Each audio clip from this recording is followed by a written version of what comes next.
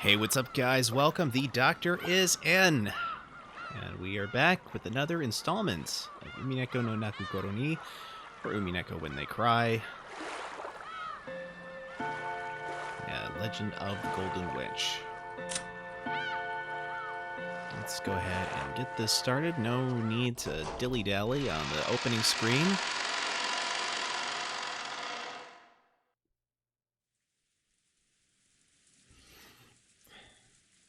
Alright, give me just a second here. Oh, who's the narrator for this scene? I don't know.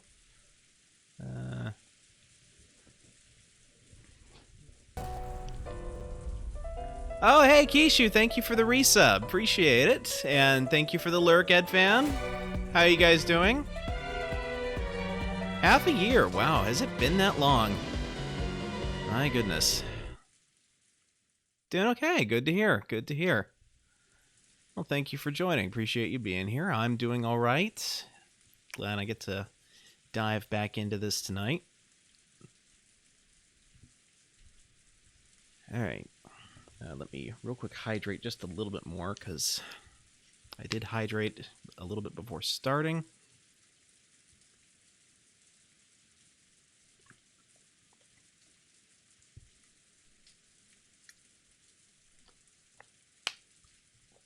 Yeah. I mean, I should have plenty. I've got at least like a half gallon of... Wait. What's... Is 64 ounces a half gallon? Yeah, I think that's a half gallon. I all of a sudden can't remember. And thank you for the host. Appreciate that. Oh, and let's go ahead and give you a shout out since I'm talking at the moment.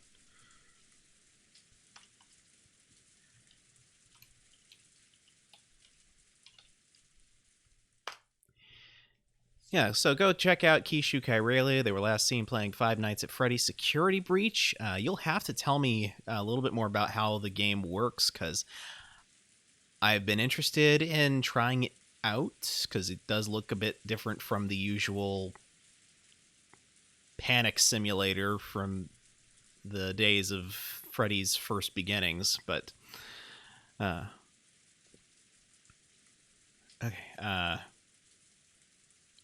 anyway, go check her out. She is part of the reason that I started my own Twitch channel, so yeah.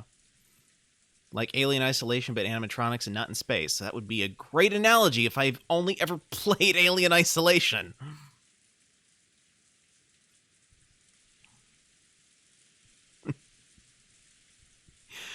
Anyway, let's go ahead and get into this. All that could be heard was the sound of the rain, the voices from the kids' TV program that Maria was watching, and the engrossed Maria's cackling voice.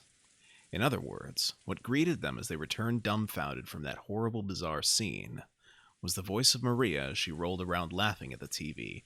And thank you for the lurk, Mickey. Appreciate you being here as well. Hope you're doing all right. Those who returned to the room didn't know how to explain to Maria that her mother was dead, and were trapped by a suffocating silence. At first, Maria returned their stares with a dubious look. But when she realized they weren't trying to blame her for anything, she ignored them and again immersed herself in the TV program. Doing 3 things at once and not able to chat much. I gotcha.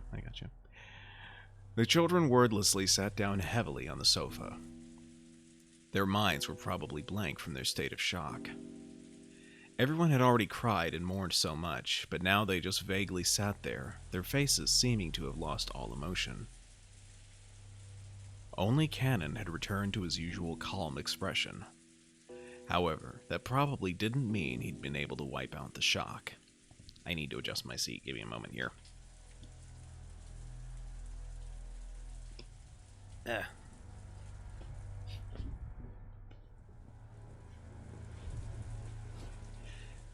Oh, that's much better. Okay. Sorry about that, guys. Nothing was reflected in his eyes as he stared into empty space.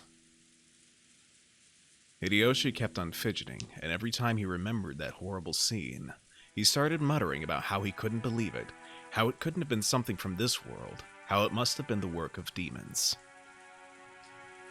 Every now and then, his mutterings produced a question directed at Nanjo, but the latter kept repeating in a calm, doctor-like manner that nothing could be understood by only glancing at the scene. Miranda, thank you for joining. Onikakshi, demoned away. Yep. Well, except these victims weren't exactly demoned away. They were, like, demoned right there. So. And that until the police arrived, they wouldn't learn anything.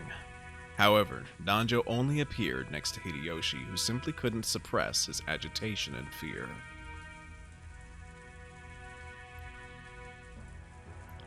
Onikurashi? Okay, I think Kuro is black. I think Koro is the Japanese word for kill. I don't know. I'm not exactly an expert on the subject. So. In fact, Nanjo had also received a huge shock, and his face was a deathly pale.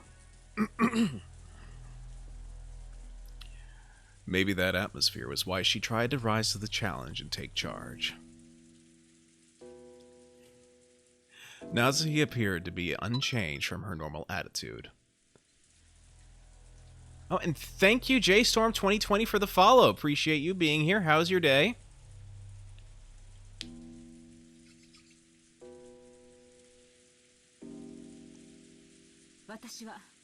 I will go see father. Genji, quickly contact the police. Certainly.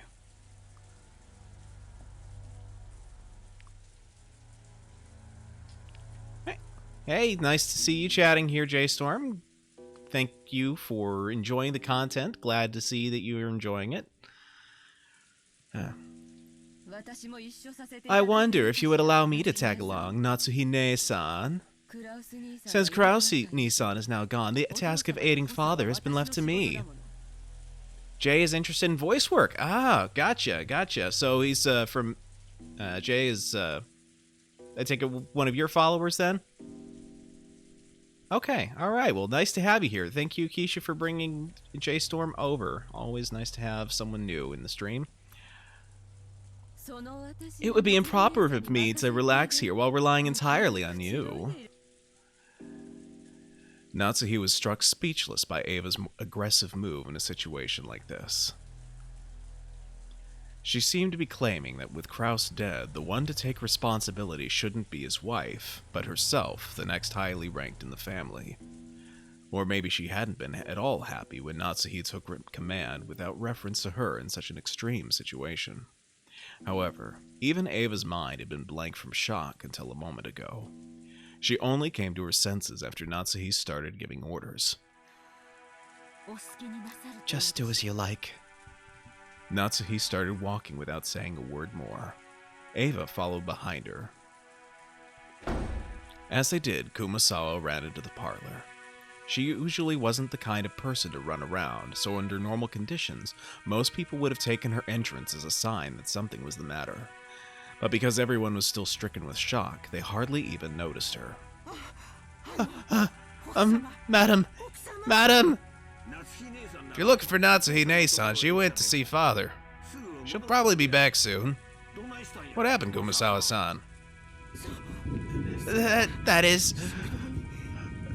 the dining hall. Blood! Everyone thought the same thing. I hope I misheard that. Any container can only hold so much, and no one here would be capable of handling yet another tragedy. So they all thought it. I hope I misheard that. Oh,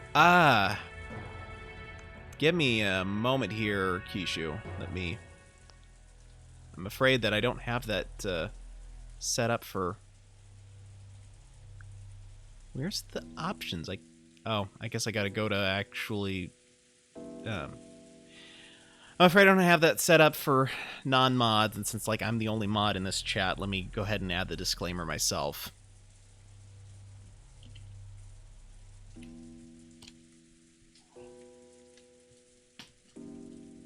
Thank you, appreciate it. Yeah.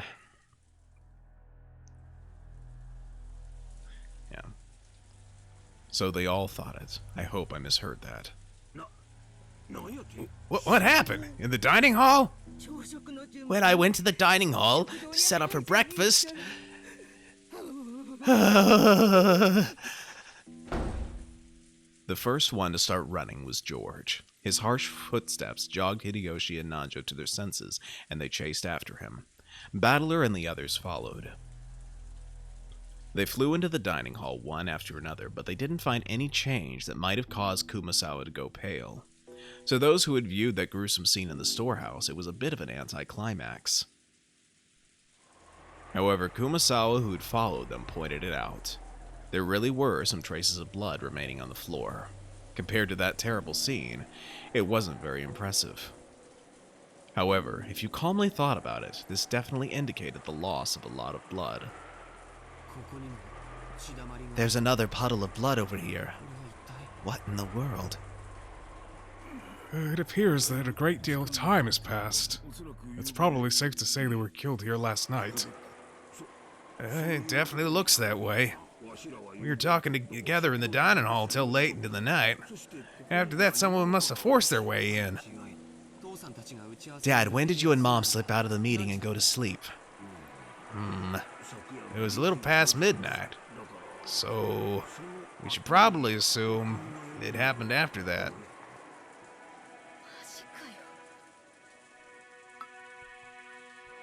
Are you kidding me? Give me a break. Milady, please stay strong. After seeing that hell on earth in the storehouse, this is nothing. Really? Good for you. I feel like my head's gonna explode. This is the dining hall, right? Every day this is where I'd eat, complain about school, complain about homework, talk to my dad about my grades. That's what this place is to me. Milady, it wouldn't be good to remain here any longer. Let's return to the parlor. I agree. Uncle Hideyoshi, I think this room will be really important to the police. Don't you think it'd be bad if we trampled all over it? Battler proposed this in a slightly firm voice as, along with Cannon, he grabbed the pale and shaking Jessica's shoulders. Everything is just as Battler-san had said. There's nothing more to be gained from remaining in this room. And thank you for following Aiden Solis. You're, Carrie, right? Do I have that right? Oops. Hazard of having my, drinks to the left of my mic stand. Well, thank you for following. Appreciate you being here. Hope you're doing well. Even though that horrible scene in the storehouse felt like something not of this world, at least then we'd have been able to leave, to cut ourselves off from that place and run away. Everyone shared in that feeling. However, this dining hall was different. Well, no worries. Better late than never, you know? Out of my head, Kishu. It was in the mansion, the main building on this estate, and as Jessica had said, it should have been one of the most calming places even inside the mansion. It was where all of the relatives had eaten lunch and dinner yesterday. The shock of seeing this place smeared with blood reminded us of that horrible spectacle in the storehouse, and forced us to accept that we hadn't really been able to run away from the scene of that tragedy. I agree too. Gopher might have left traces in this room. Amateurs like us shouldn't stir the place up. Let's leave quickly. Quickly! Hideyoshi also understood the meaning of what Battler had said, and pushed everyone to hurry out of the dining hall. The way we were then, looking at that blood any longer would have been too harsh. Nobody went against his words. Everyone raced each other out of the dining hall. It was almost as though the last person in the room would be trapped in there, all alone.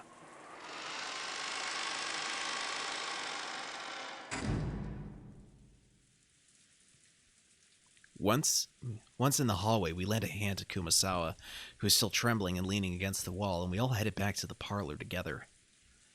Then Genji returned. Oh, Genji-san.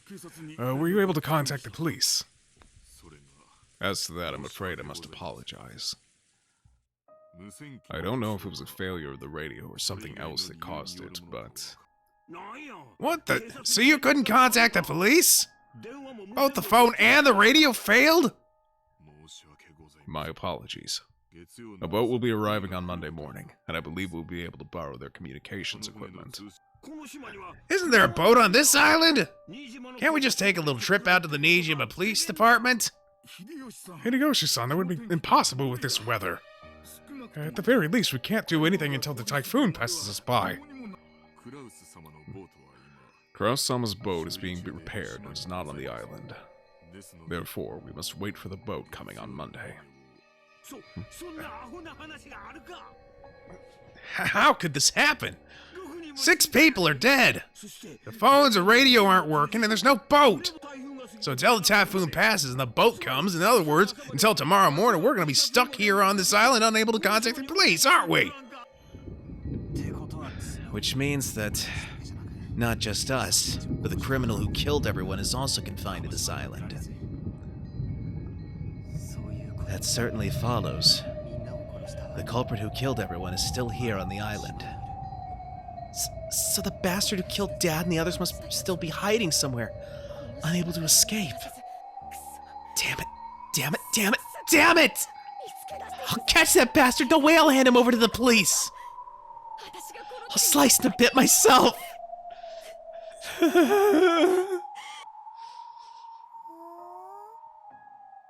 Maria had finally realized that something odd was happening in the parlor. Rather than noticing something odd, it was probably better to say that she felt unhappy and neglected, since everyone was getting so excited about something only she didn't know about. Ooh, Jessica Ne-chan, did someone die? The way she spoke was completely calm, just as though she was talking about someone who had appeared on a television drama, as though it was someone else's problem. Jessica probably didn't like that. As though trying to say, "Can't you tell just by looking at me, overwhelmed with grief," she flared up at Maria. They all died! Everyone! Everyone! My dad and Battler's parents, Goda-san and Shannon, and even your mother, too! Stop it, Jessica-chan. You aren't the only one who's sad. Maria-san, I know this will come as a shock, but please listen. Your mother has died. Mama died? Ooh. Yeah. Someone killed her. I know it's sad, but stay strong. How many people died? 6 people! 6 people! Damn it, damn it, damn it! How could anyone do something that cruel? There's a limit to how cruel you can be if you're human. I don't know who it is, but the culprit isn't human. There's no way their blood is red. Ooh, the culprit isn't human. It's just the chosen by the... Huh? Hey, Maria. Did you say something just now? Maria had just said something, but since the words were so remotely separated... Maria had just said something, but since the words were so remotely separated from the flow and context of the conversation, I couldn't understand them for a second. When I tried to ask her to repeat it again, I was shocked by the sudden sound of Aunt Natsuhi's loud voice coming from the entrance to the parlor. It looked like Aunt Natsuhi and Aunt Ava had returned from their trip to see grandfather. You can't contact them, even with the radio?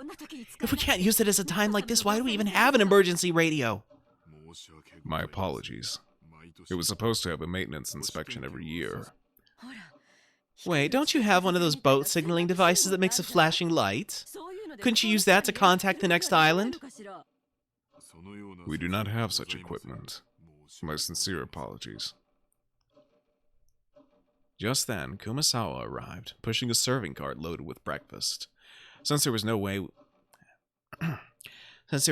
we'd be able to eat in the dining hall, Hideyoshi had ordered her to take it to the parlor. Why are we eating breakfast here? Natsuhi-san, I'll tell you later. More importantly, Ava, how was your father?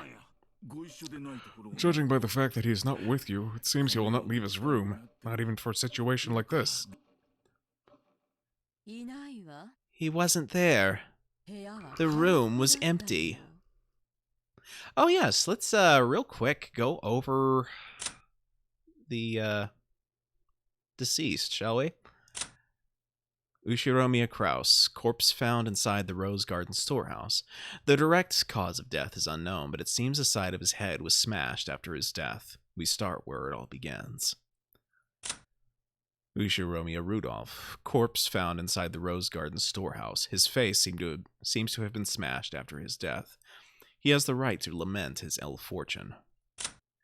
Ushiromiya Kirie, corpse found inside the Rose Garden storehouse. Her face seems to have been smashed after her death. She was chosen by the Demon's Roulette. That's all there is to it. Ushiromiya Rosa, corpse found inside the Rose Garden storehouse.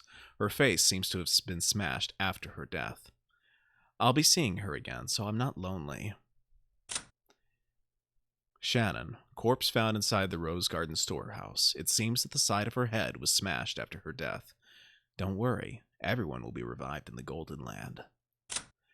Goda Toshiro,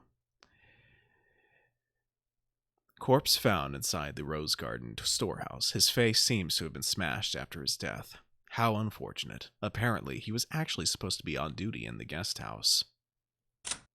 Ushiromiya Kinzo disappeared from his study unnoticed. Kinzo's study has everything from a bed to a toilet to a bathtub, so it is extremely rare for him to go outside. However, he does sometimes go out for a walk on a whim without telling anybody, which on several occasions has led to a huge uproar throughout the house. He usually comes back as soon as he gets hungry. Usually. What the? Where could he have gone at a time like this? Do you mean to say the master has left his study? That is correct. I was surprised myself. I wonder when he left his room. Do any of you have an idea? Natsuhi looked at Genji and Kanon as she said this. Maybe she was trying to ask whether the servants who served directly under the one-winged eagle knew of a place he might go to. However, it was probably the other way around. Their faces made it clear that those who knew Kinzo best realized even more than the rest how impossible it was for him to leave his room. Even we have no idea. As you all know, within that study the master had everything from a place to sleep to a bathroom. I couldn't imagine him leaving that room except for a significant reason. In that case, what? Isn't it natural to assume that one of those significant reasons came up? We still cannot be certain that's the case. Anyway, he is a fickle person, so it's possible he went for a walk by himself, unaware of the current situation. If that is the case, then we must all act in all haste to tell him what has happened and ask for instructions. That's right. Although I don't want to think about it, it's possible something has happened to him, isn't it? I'd rather not even consider such a sinister possibility. No one had seen Kinzo since the discovery of those 6 terrible corpses. On top of that, the phones were broken, the radio wouldn't reach anyone, and there was no way to contact the police. Apparently, the typhoon would leave tomorrow and a boat would come. But until then, no one could rely on anyone outside the island, nor could they escape the island. The tragedy had hit everyone so abruptly that they lost all their composure. Everyone felt a heavy silence. Everyone was impatient. Even though they needed to do something, they couldn't think of anything. So some of them held their heads in their arms, while others got irritated. Right now, no one could explain what was occurring on this island, Rokunjima.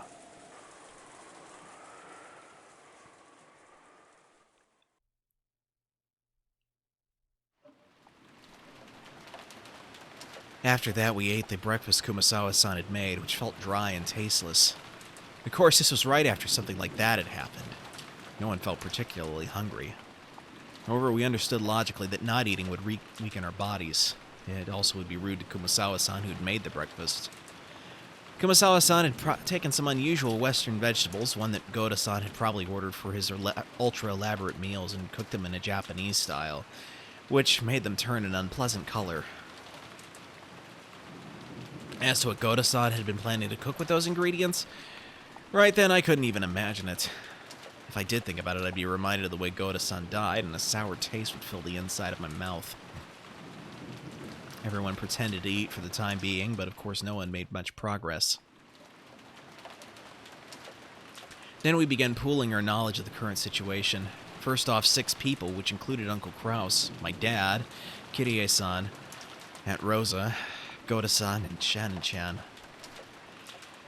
had been found in the Rose Garden storehouse as brutally mutilated corpses. And yet we still couldn't contact the police since both the phones and the radio were unusable.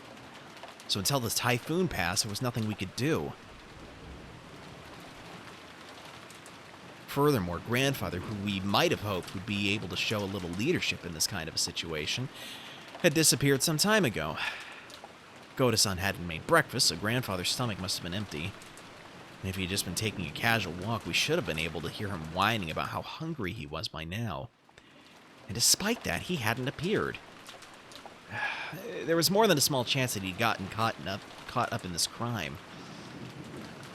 According to my aunts, on their way back from Kinzo's study, they'd searched for him, calling out on every floor, but were unable to find him. Considering the timing of it all, it's only reasonable to assume that this disappearance had something to do with the crime. We figured Dad and the rest were probably killed in the dining hall and then painstakingly moved to the storehouse. So maybe Grandfather has already been killed and dragged to some strange place which we simply haven't discovered yet. Of course, that would raise the question of why would Grandfather be dragged to some place that is not the storehouse? If he was killed at the same time, what's the point of dragging him elsewhere? Why not just lump him with the rest? No one actually said it out loud, but this theory seemed extremely convincing. We will go check that all the windows and doors are locked. We must also conduct a thorough search for Father. The children must remain in this room. Eva-san and Hideyoshi-san, I'm sorry, but please stay here with the children. I'd like to ask you the same, Dr. Nanjo. I understand. I will wait here. Aunt Natsuhi followed the servants, Genji-san, Kumasawa-san, and Kanon-kun out of the parlor. All that was left was Aunt Eva, Uncle Hideyoshi, Dr. Nanjo, and the 4 of us children, a total of 7 people. Let's all stick together and maybe watch some television while we wait. Though I doubt we'll find anything good in the middle of the day on a Sunday. Uncle Hideyoshi started acting cheerfully, trying to brighten up this gloomy atmosphere. Ooh, good show. Watch it, watch it. Ooh, ooh. Oh, really? You want to watch TV, Maria-chan? And come and watch it with your uncle. Maria was the only one who joined in. Even though Maria had been told of her mother's death, she didn't show the slightest flicker in her emotions. Was it really normal for a 9-year-old girl like Maria to act so much like a very young child? Everyone else's mood failed to improve, and they each sank absent-mindedly into their sofas. Aniki, can I ask you something? What is it? Just now in the storehouse, you said something about Shannon-chan in a ring. Did you give that to her? George Aniki didn't answer, but he hung his head and closed both of his eyes. There could be no clearer response. Quit it, Battler. Figure it out yourself. You're right. I shouldn't have asked. That's right. It was me. Last night I proposed to her. That was when I gave her the ring. I told her that tomorrow she should put it on whatever finger she wanted as her answer. Guess it was a pretty pretentious thing to say. And that ring had been on the ring finger of Shannon-chan's left hand. Well, several years ago, Shannon came to me asking for advice about you, George Nissan. I wonder what she could have said. Shannon was always really bad at lying. It was obvious pretty quickly that you were the one she was talking about. She asked whether it'd be okay for her to get close to someone, even though she was only a servant. She asked about what kinds of things boys like, what kind of clothes she should wear to make them happy. Lots of stuff like that.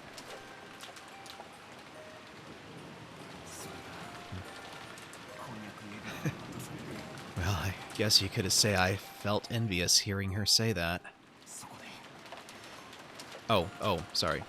That's part of Jessica's... Well, I guess you could say I felt envious hearing her say that. So then, she was given an engagement ring.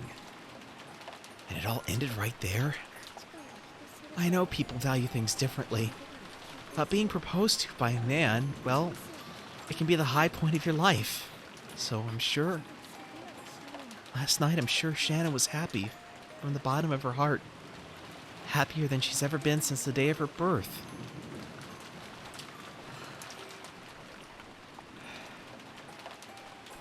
George Aniki sighed deeply without raising his head. Or maybe tears had risen to his eyes. It seems Shannon was on duty in the guest house last night. But because she was too embarrassed to go back to the guest house with me, she went over to the mansion. Think about how Shannon must have felt.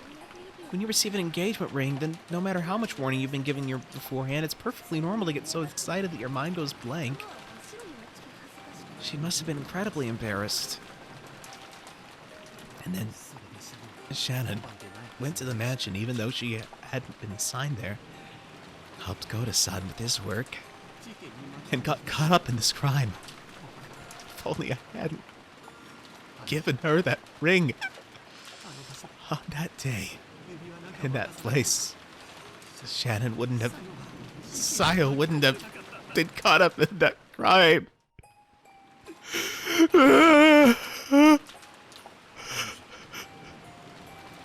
Aniki, that's the one place where you're wrong. It's definitely wrong. So don't cry anymore.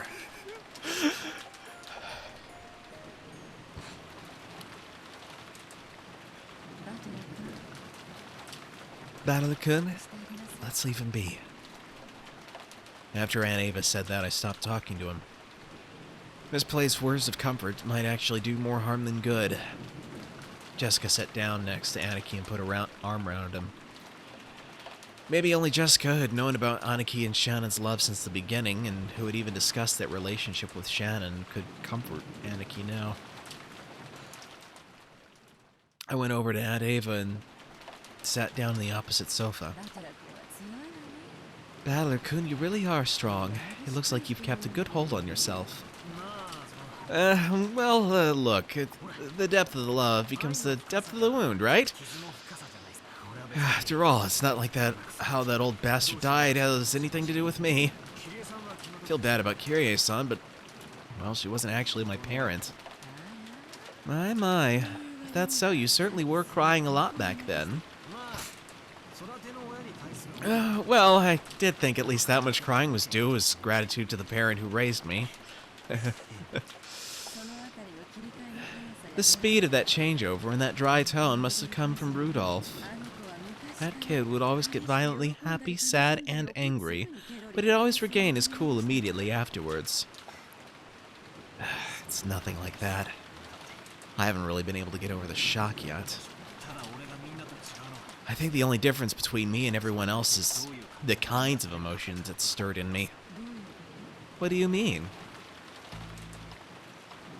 I've been acting much calmer than George, Aniki, and Jessica. It wasn't because my sadness was any less intense, or because I'd already recovered. My sadness was simply getting replaced gradually with a different emotion. Rather than sad, I'd say I'm more pissed off. What bastard did this and where? It's kind of been eating at me that I didn't get a chance to smack him upside the face. That's what I really wanted to do. I couldn't forgive myself if I just sat there overwhelmed with sadness and hugging my knees. Since the time Dad and the others were killed, this island has been covered by the typhoon, which means the bastard responsible for all this is still somewhere on this island. Yes, that would seem to be the case. I wonder if they're hiding somewhere in that dark forest even now. I felt like I'd had a very similar conversation with Kirie-san the night before. That's right. After the letter from the person claiming to be Beatrice appeared at the dinner table last night, we talked about whether or not a 19th person actually exists. And Ava, do you think this murder has anything to do with the letter from Beatrice last night? Ah, that one. Well, I wonder. All of the siblings agree that this mysterious letter was sent to further complicate the problem of father's inheritance. As to whether that and the case this morning are related, it's impossible to tell at this stage.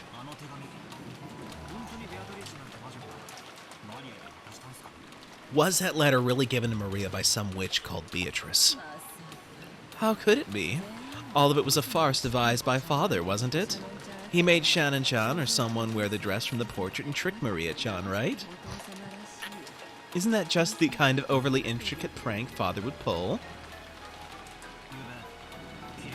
Last night I talked with Kirie-san about whether Beatrice actually exists. And Kirie-san also said that Beatrice was probably one of the 18 of us.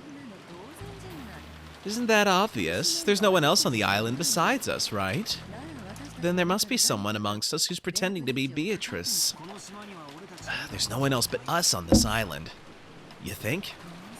Obviously, right? Are you saying that there could be someone else here other than us? No one is on this island except us. There are only 18 people. So the one pretending to be Beatrice has to be one of those 18. Kirie-san denied the existence of a 19th person by spinning the chessboard around. Even though Aunt Ava hadn't constructed an argument that complicated, her opinion was at least the same.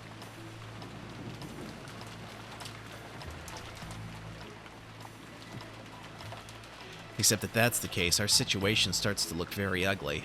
At the time of Beatrice's letter, the whole thing could be passed off as a prank set up by someone or another.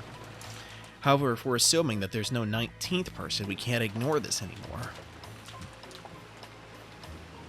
In other words, if there's no 19th person, then the culprit who killed Dad and the others is also one of the 18, right? So in other words, the person who killed them is one of the 8 people inside this very mansion right now. Aunt Ava smiled meaningfully. It looked like she'd thought this conclusion should have been obvious from the very beginning. The culprit carried the bodies of those 6 into the storehouse, but even that was an impressive feat, don't you think? That shutter is always closed and locked, right?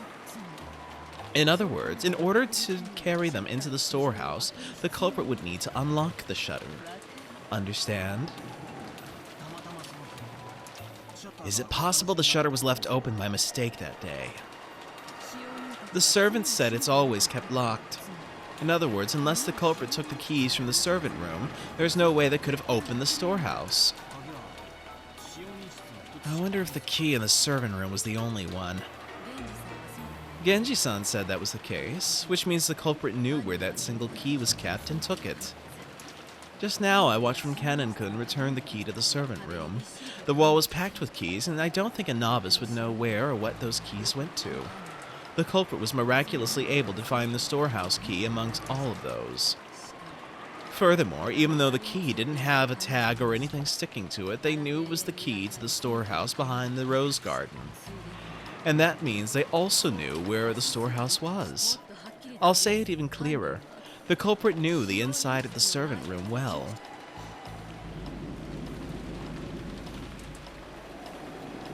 One moment.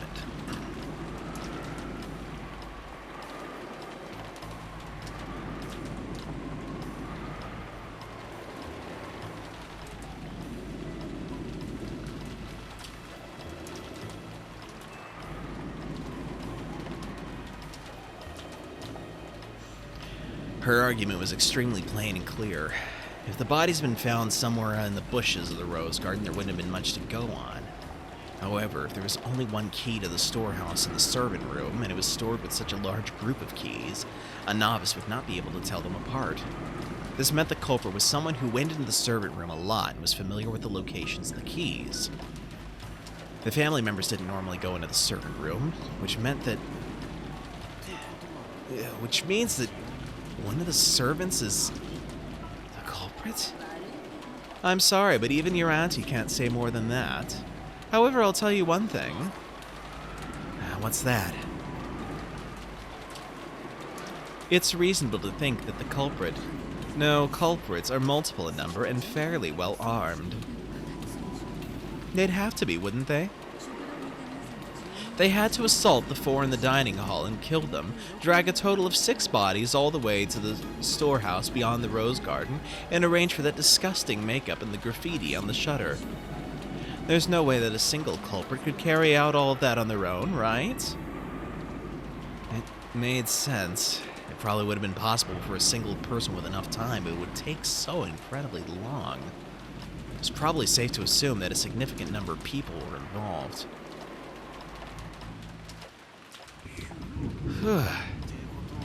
So what you mean is that maybe all the servants were in cahoots? Please keep it quiet, okay? It wouldn't be right to voice mere speculation like this. And if it really is true, what would you do next?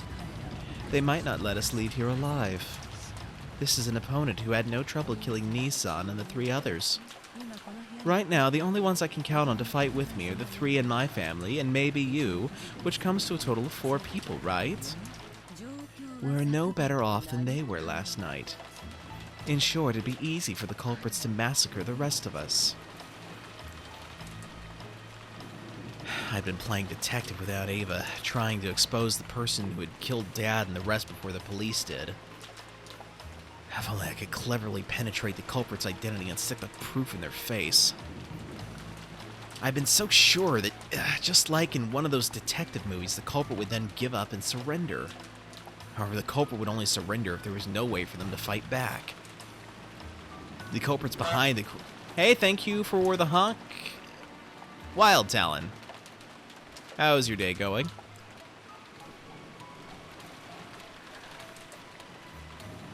And you're lurking. Well, thank you for the lurk. Appreciate it. The culprits behind the crime on this island were far from helpless. They might even be able to massacre all the remaining people here. And on top of that, this island was like a giant closed room, cut off from the outside world by the typhoon. So they had a full day until tomorrow to kill, scheme, and camouflage themselves. In short, it wasn't a safe atmosphere where we would get very far by playing detective. Going well, going to lurk with... I can't. The Loom volume down while I finally sit down and try to learn the Horizon Zero Dawn board game. Okay, gotcha. Well, hope you find the board game fun and let me know how that goes. To the contrary, we're at a stage where we had to be scared stiff since playing detective might displease the culprits and cause them to commit another mass murder. Well, it's just a possibility, right? But I can't bring myself to trust the servants yet. And that doesn't mean I only suspect them. Don't you think there might be some mastermind behind all this? A mastermind? Why do you say that? It's just a feeling. Think about what the word servant literally means. It means someone who serves as someone else's arms and legs, right? It was a bunch of Ushiromiya family members who got killed, so naturally there must be someone involved who stands to gain from that result. This was also plain and clear. The Ushiromiya family had been right in the middle of discussions about how to distribute the inheritance when grandfather died. If this case followed the standard form of any classic mystery novel, the crime was definitely caused by someone with ties to the Ushiromiya family, and who was involved in the inheritance problem. Aunt Ava had probably read a few books in that genre herself. Her argument may have had a few blind assumptions in it, but it was the standard conclusion that anyone might have reached. I think most people would end up suspecting the servants even if they used different reason to get there. Especially the story about the key to the shutter. That made it very easy to suspect that one of the servants was involved. And that's why. I don't like it. What do you mean you don't like it? Nah, just talking to myself. I tried to dodge her question by joking, but I couldn't erase the sense of unease welling up inside me. After all, her conclusion was such an easy one to reach. A conclusion that anyone could reach. I just couldn't be satisfied with that. I tried spinning the chessboard around like I'd learned from Kirie-san. This was exactly why a servant couldn't possibly be the culprit. If the servants really were the culprits, they wouldn't hide the bodies in a place connected to themselves. Why on earth would they use the Rose Garden shed if they were the ones in charge of the key that could unlock it? The police would probably immediately pursue whoever had been in control of the key. It was even possible that some other facts might come to light as a result. The more we think of the servants as the culprit, the less reason they had to carry the bodies into the storehouse.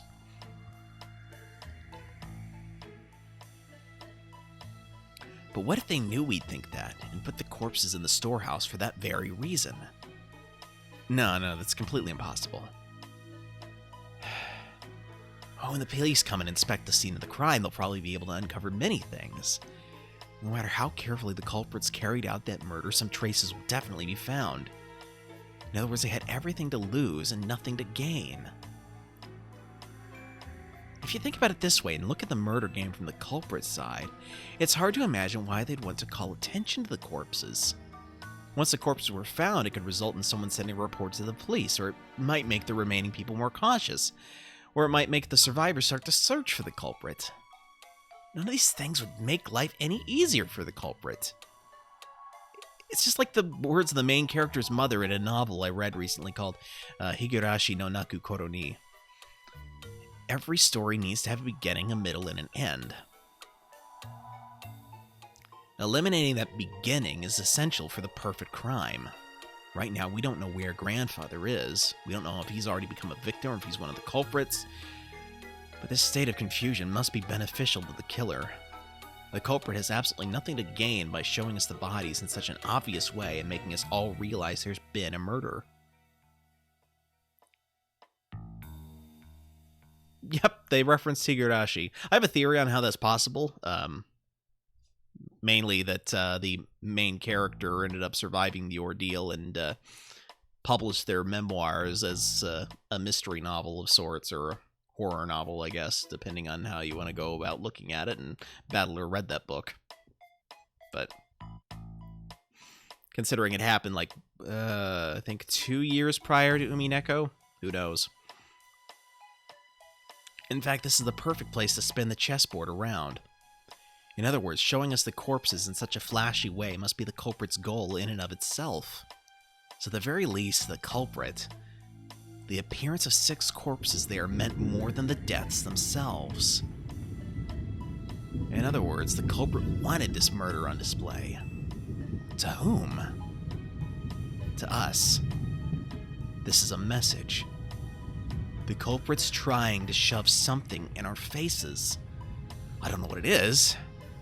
At this point in time, this vulgar mass murder isn't making me feel anything except a malice directed towards all of us. Malice towards all of us? Is it?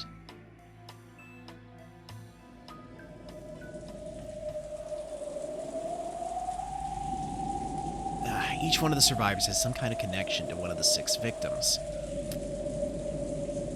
Uncle Krause's death brought Jessica the grief of losing a family member. The deaths of Dad and Kirie-san brought me sorrow, while Aunt Rosa's death brought Maria sorrow, I think. Goda-san's death probably shocked his fellow servants, and Shannon-chan's death brought grief to both George Aniki, who'd proposed to her, and Ken-kun, who'd loved her like an older sister. Everyone now on this island has received an equal amount of sadness. Aunt Eva was sure that the servants were in cahoots, but then how could you explain the deaths of Goda-san and Shannon-chan? At any rate, by this argument, the grief caused by the 6 deaths hit everyone but Aunt Eva and Uncle Hideyoshi. Even Aunt Eva, who directed suspicion at the servants and acted as though she herself was beyond suspicion, couldn't be ruled out as a suspect. In the first place, she was able to argue that the servants were suspicious by focusing on the Shutter's key, but if you look at it from a perspective of motive and who would gain, Aunt Eva's name rises to the top of the list.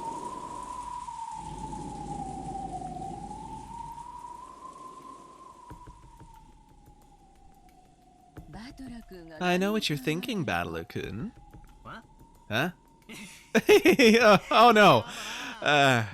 Please, don't tell anybody. about how my head's so full of obscene stuff. I'm the one who's going to gain the most from these murders. Since I'm going to be suspected anyway, I might as well get it out in the open. I tried to dodge the issue by joking around, but apparently it didn't work. The inheritance will be divided into as many parts as there are siblings, but right now I'm the only one of the 4 left.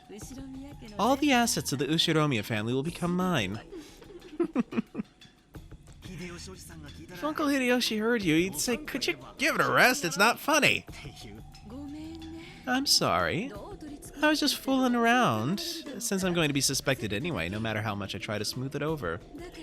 That's why, from my point of view, this murder might have been designed to cast suspicion on me. Unfortunately, my alibi for last night is weak. Could you tell me a bit more about last night?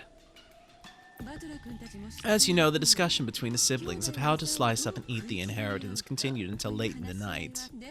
But I don't know how late it lasted. My husband and I had woken up early that morning. We were so sleepy, and a little past midnight, they let us go. We then returned to the guest house and rested there. Can anyone other than Uncle Hideyoshi prove that? No, wait, it's not like I suspect you or anything, okay? Oh, are you sure about that? I don't know if it counts as proof, but when we returned to the guest house, we were greeted by Genji-san, who asked if we needed a towel. I think that should be enough to prove we returned to the guest house a little after midnight.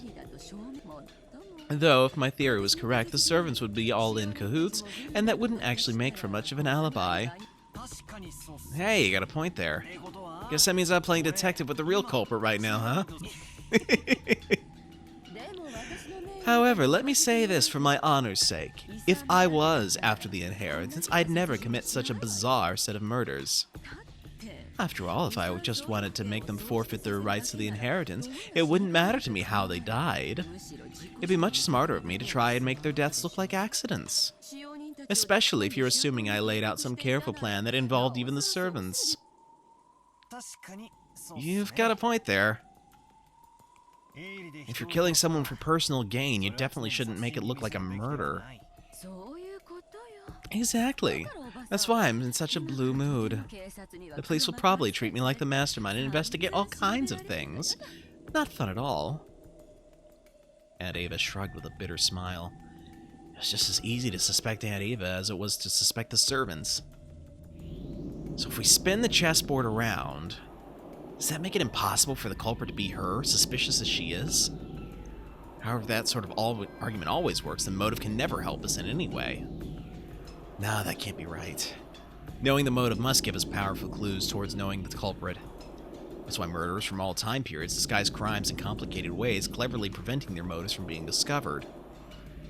I don't get it. I just don't get it. Every time I spin the chessboard around, it keeps flipping from front to back and back to front. Are my thoughts bringing me closer to the truth? Or are they...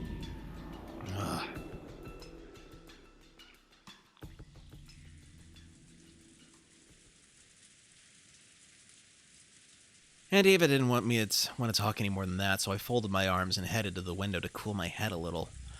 As I looked over the parlor, I saw George Anarchy and the others talking. It looked like they were talking about the magic circle that had been painted onto the shutter. As Uncle Hideyoshi thought back to that time, he started drawing the shape in the margins of Maria's notebook. I see. Since Maria was second only to grandfather in knowledge of the occult, she might understand what it meant. I think it was probably something like that. There was a mark that looked like a variation of a cross, and then surrounding the circle around all the perimeter were these closely packed strange letters on all 4 sides of the cross. And in the 4 corners there was something written. It didn't look like the alphabet or something like that. It was what they call ancient characters. And around the top of the circumference there was a small mark. 5 small circles arranged in a plus sign, and straight lines connecting them. Ah, yeah, there was definitely something like that drawn there. Yep, there's no mistaking the shape. I don't understand the thin characters, but the arrangement was nearly the same. Everyone was staring down at the shape, so I stared down at it too. From what I'd heard, this had been painted on the shutter to the storehouse with some material that looked like blood. I see. This sure isn't settling. Grandfather's probably the only one who'd want to draw something this weird. Seriously, where did he go? I want to grab him and ask what the hell this is supposed to mean. Jessica's voice contained impatience and anger. She hadn't gone so far as to say Grandfather was the culprit, but she seemed sure that Grandfather knew something about the culprit's background. Of course, if you were searching for a link connecting the Ushiromiya family to the occult, 10 out of 10 people would think of Grandfather. Also, to a person who knew nothing of the occult, this strange mark would have no meaning, which meant that this might have been something addressed to Grandfather. That's right, and the reason the crime was shown to the survivors was so that they'd find this. In that case, where had Grandfather, the essential recipient of this message, disappeared off to? Does this shape ring any bells? Ooh. Maria looked at the shape with a serious face. Maybe she was enthusiastic because this was her area of expertise. However, her appearance was that of someone separated from the events at hand, so this thing hadn't been drawn on the shutter closed around her mother's corpse. My first impression was that the design resembled a German cross. Ah, certainly does have that kind of design. Does that mean it has something to do with Germany? The German cross was originally a crest from a religious order of knights and was supposed to protect pilgrims traveling to sacred places. So, in other words, this magic circle might have some religious meaning? This is starting to sound like gibberish. When I looked over at all of them, preparing to jump into the discussion, something shocked me. Maria was smiling, an eerie and incomprehensible expression on her face. It was almost as if she was making fun of everyone's ignorance. It was an expression I wouldn't have dreamed to find in Maria's face. And she laughed. That eerie, jarring laugh was something I didn't want to believe was possible, even though I was looking right at it right in front of my eyes.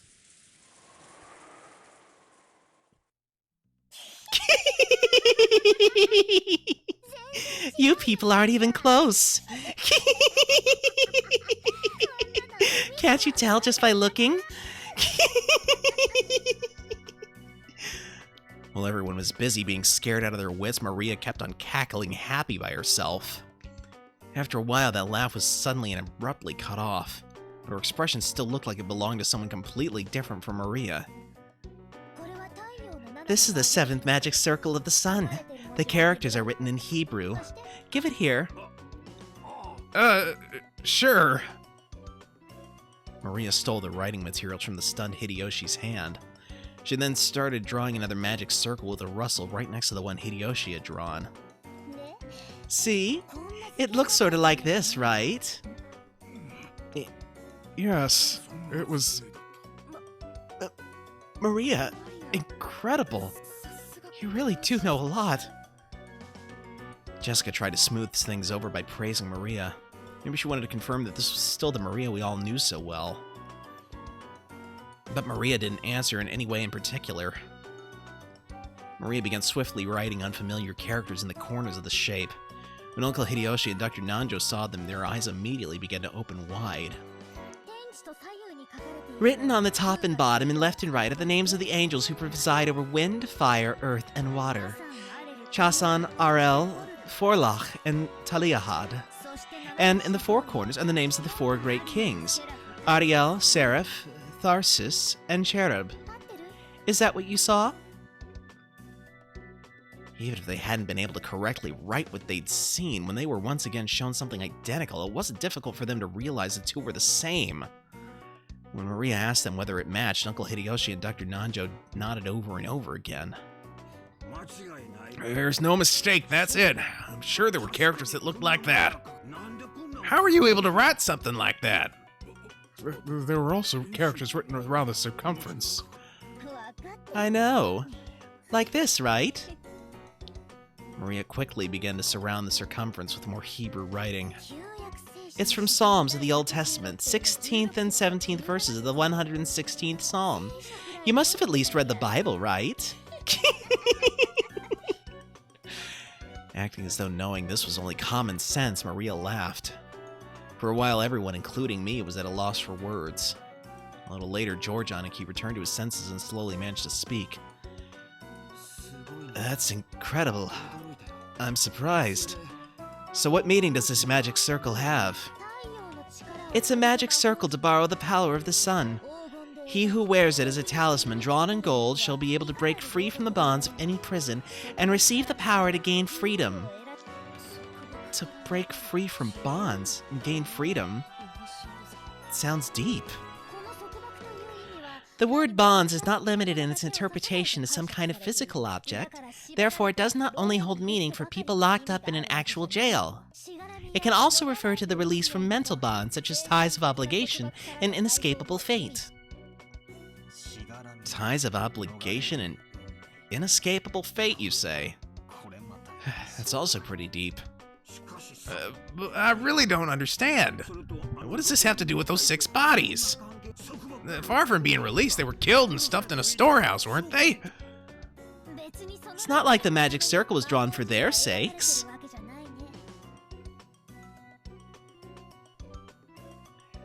The 6 of them were there for the sake of the magic circle. It's truly pitiable.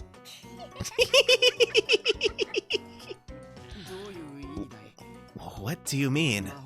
What in the world do you mean when you say the 6 of them were there for the sake of the magic circle? Maria lifted up her pointer finger and waggled it as if she were making fun of us. That's written around the circumference. Can't you read it? Psalms chapter 116, verses 16 and 17. I'll read it for you.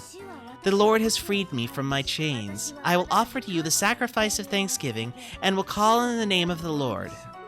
See? See, you say. I've got no idea what you're talking about. You're saying that they're human sacrifices?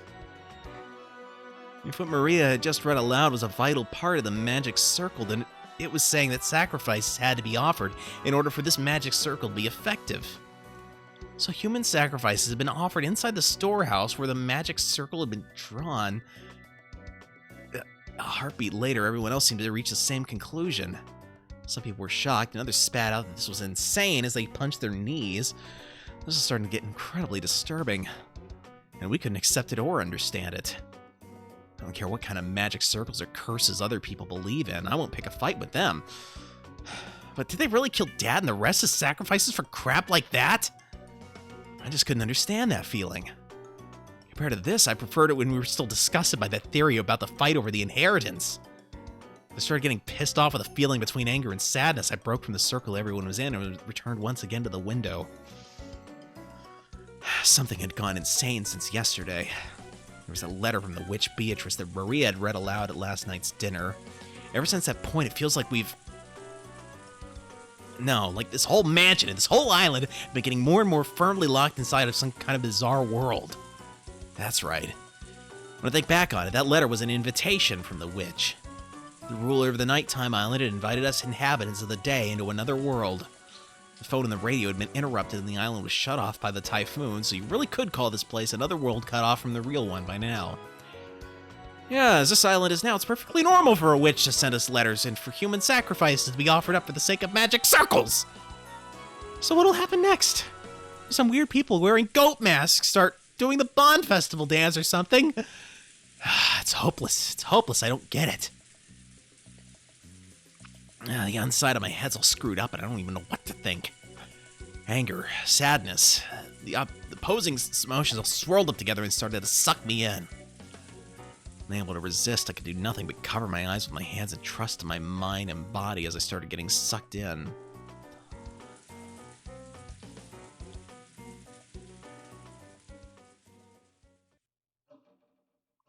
As I started losing heart, I began to recall a memory from when I was small. It was from when I was very young. I had unfortunately seen a scary occult movie on TV, and for a while I hadn't even been able to go to the bathroom by myself. That old bastard gave an exaggerated laugh and said this. Hey, Battler, why do you think they go to all the trouble to make movies like this about demons and the occult and such? It's because they don't exist. Something that ridiculous can't be found anywhere on the planet. Because they don't exist, people want to see them and go to a lot of effort making them. That's why those occult movies just make me laugh. If I were forced to choose, I'd say, rather than demons and monsters, this year's earnings call and angry wives are 100 million times scarier. I'll go further, okay? From my point of view, getting scared is a recreational emotion, something for people who've got room to relax both in their hearts and their lifestyles. They had so much free time, they didn't know what to do with it. So in order to entertain with their mind with unusual emotions, people started creating a culture with demons and the occult and stuff.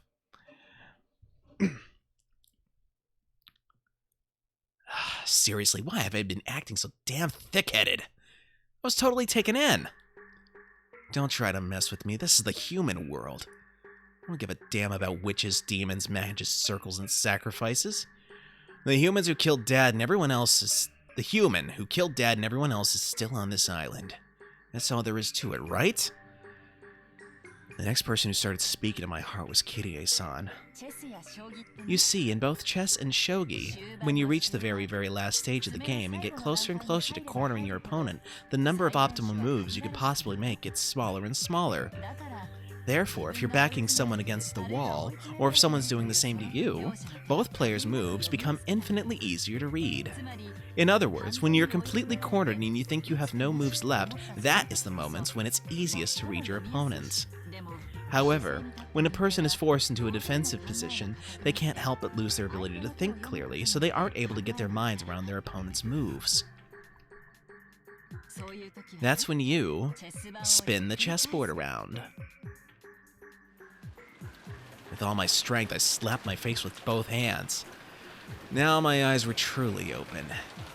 You don't understand anything and you're completely cornered just like I am now. Isn't that the perfect time to spin the chessboard around? Well, on the defensive, we can't even guess the culprit's scheme. If we spin it around and look at it that way, just what might we see? Okay, first off, at the time the culprit committed the murders, they knew the island was being cut off by the typhoon. Therefore, they should have understood that even if they carried out the murders, they wouldn't be able to get away early the next morning. It has to be Beatrice, it's the only thing that makes sense. Maybe. In short, the culprit had begun without securing a way to escape. Furthermore, that bastard tossed the corpse in the storehouse. Then was even kind enough to say, "Here they are," with that weird bit of graffiti. In other words, since we'd probably find the corpses sooner or later, they wanted to show them to us. If we'd all been dim and hadn't noticed a storage shed, the culprit's goal would not have been achieved, would it? If you think about it this way, that bastard of a culprit, since this morning they must have been watching our every move with bated breath. After all, we hadn't been so kind as to discover what was in the storehouse. All that hard work and preparation they did last night would have just gone poof. What did the culprit want to make us feel by showing us the corpses in the storehouse? All 6 of the bodies had their faces noticeably destroyed. Was it a grudge? A warning? The defacement of the bodies had occurred after death, so it hadn't been the means by which the culprit had killed. It didn't mean anything to those who had been killed. It did have meaning to those who found the bodies. Hello there. Hello there, Reeve. Thank you for joining. Hope your day is going well. The culprit wanted to make it appear that they had been killed so brutally. Ha! After thinking this way, I really want to tell that bastard to stop taking me so lightly. Who just danced to that tune? If you're told, please be scared, you can't just say, really? Sure thing. When someone tells the great Ushiromiya battler the entrance is right here, I'm the kind of guy who will want to start sneaking in through the window. Rough day at work, so yeah, that sucks. I'm sorry to hear that.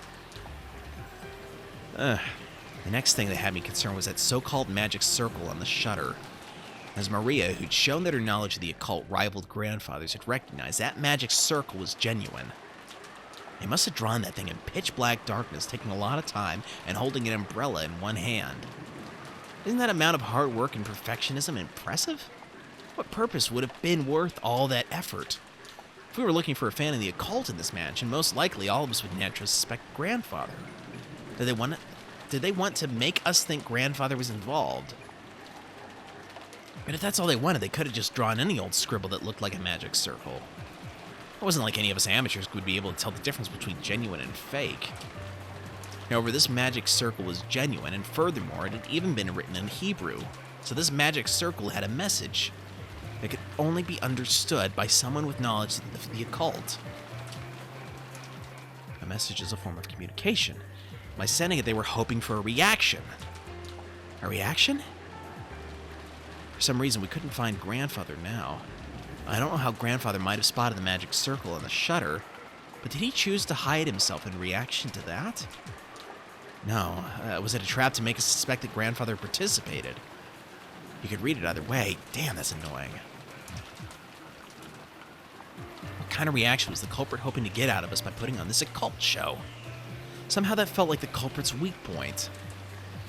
The letter from Beatrice that Maria had read aloud during last night's dinner sprang back into my mind. This was a freak who'd asked us to enjoy a battle of wits. Isn't that interesting? This is a battle of wits between us and the witch.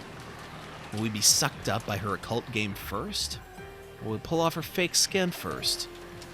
There's a whole day until the typhoon passes. Why not enjoy ourselves?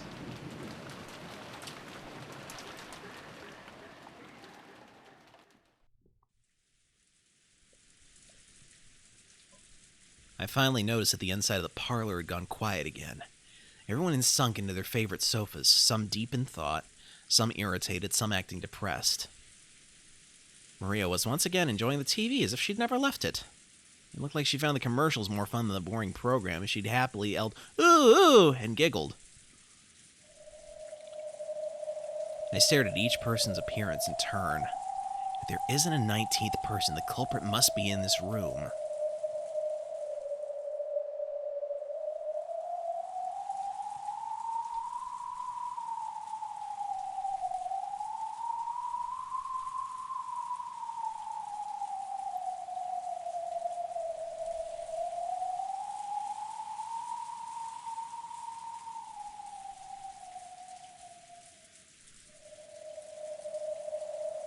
Right now, Aunt Natsuhi's searching the mansion with the servants, right?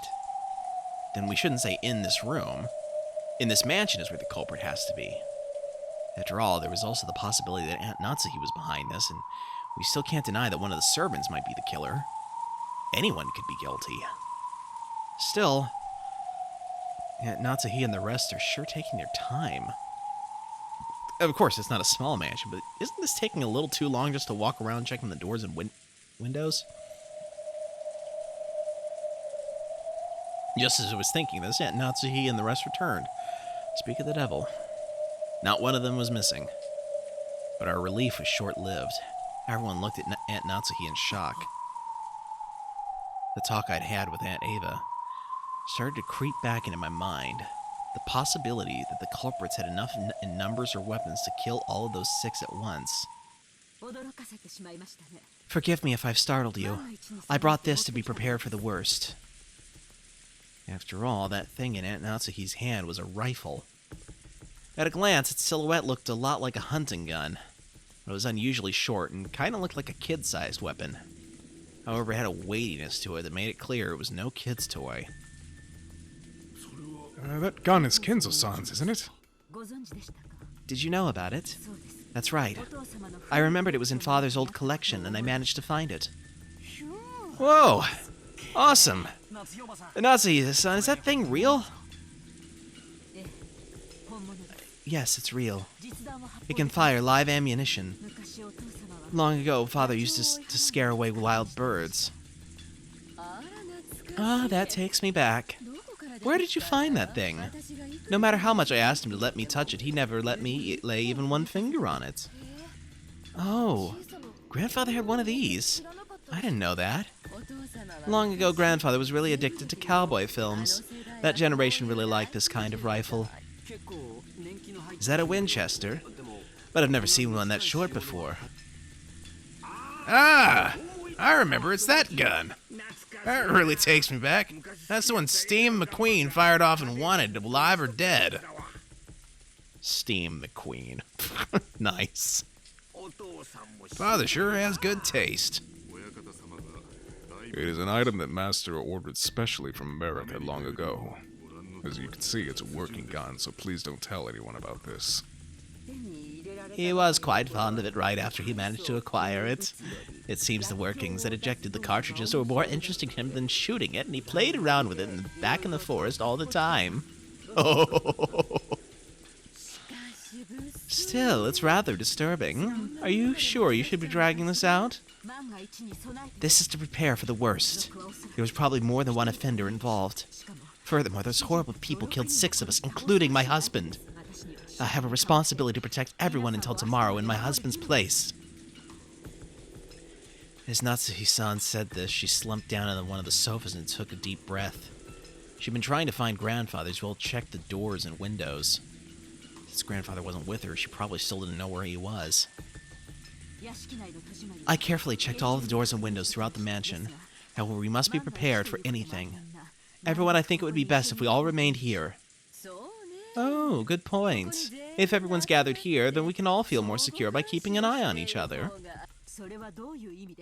What do you mean by that, Eva-san? Nothing, really. I'm just agreeing with your opinion, aren't I? There's a stormy atmosphere between the two of them. If you think about who was the most suspicious from the inheritance problem standpoint, Aunt Ava was the obvious answer. However, there's no proof that Aunt Natsuhi was innocent. No, if you view Beatrice's letter as one of grandfather's complicated pranks and think of this crime as just an extension of that, there's more than enough reason to suspect even grandfather. Also, Aunt Natsuhi thought the criminal was on the outside, but Aunt Ava thought the criminal was on the inside. In short, it was the question of whether or not a 19th person exists. That same question has been repeated endlessly since last night's dinner with the litter from the witch who called herself Beatrice. So is the culprit among us or not? And did the witch Beatrice exist or not? If you assume that something as stupid as a witch can't exist, you're basically saying that one of these relatives here who share a common bloodline is a culprit. If that was too unpleasant, it'd be much more comfortable to simply accept the fairy tale-like character of the witch. A witch? A witch drawing a bizarre magic circle and offering human sacrifices? If I could accept that rubbish, I'd be able to trust all the people in this room. Over damn common sense got in the way. I kept repeating that witches don't exist. In that case, the culprit must be among us. Alright, who should we vent then?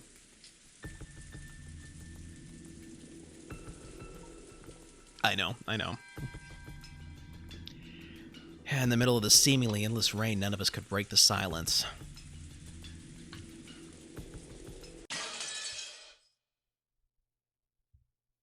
Vote red or Maria. Beatrice very sus. Okay, we are at a chapter break, so I'm going to go on Be Right Back mode for a few minutes, run some ads while I'm gone. I gotta get up and stretch, among other things, so I'll be back in a bit.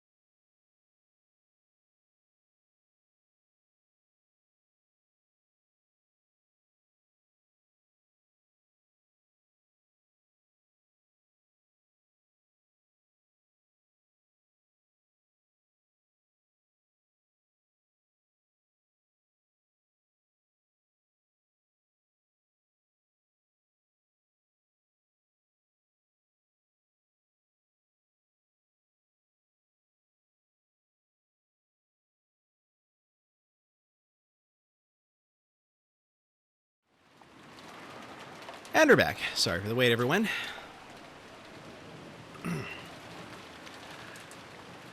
Let me make sure I am in position. Okay, I think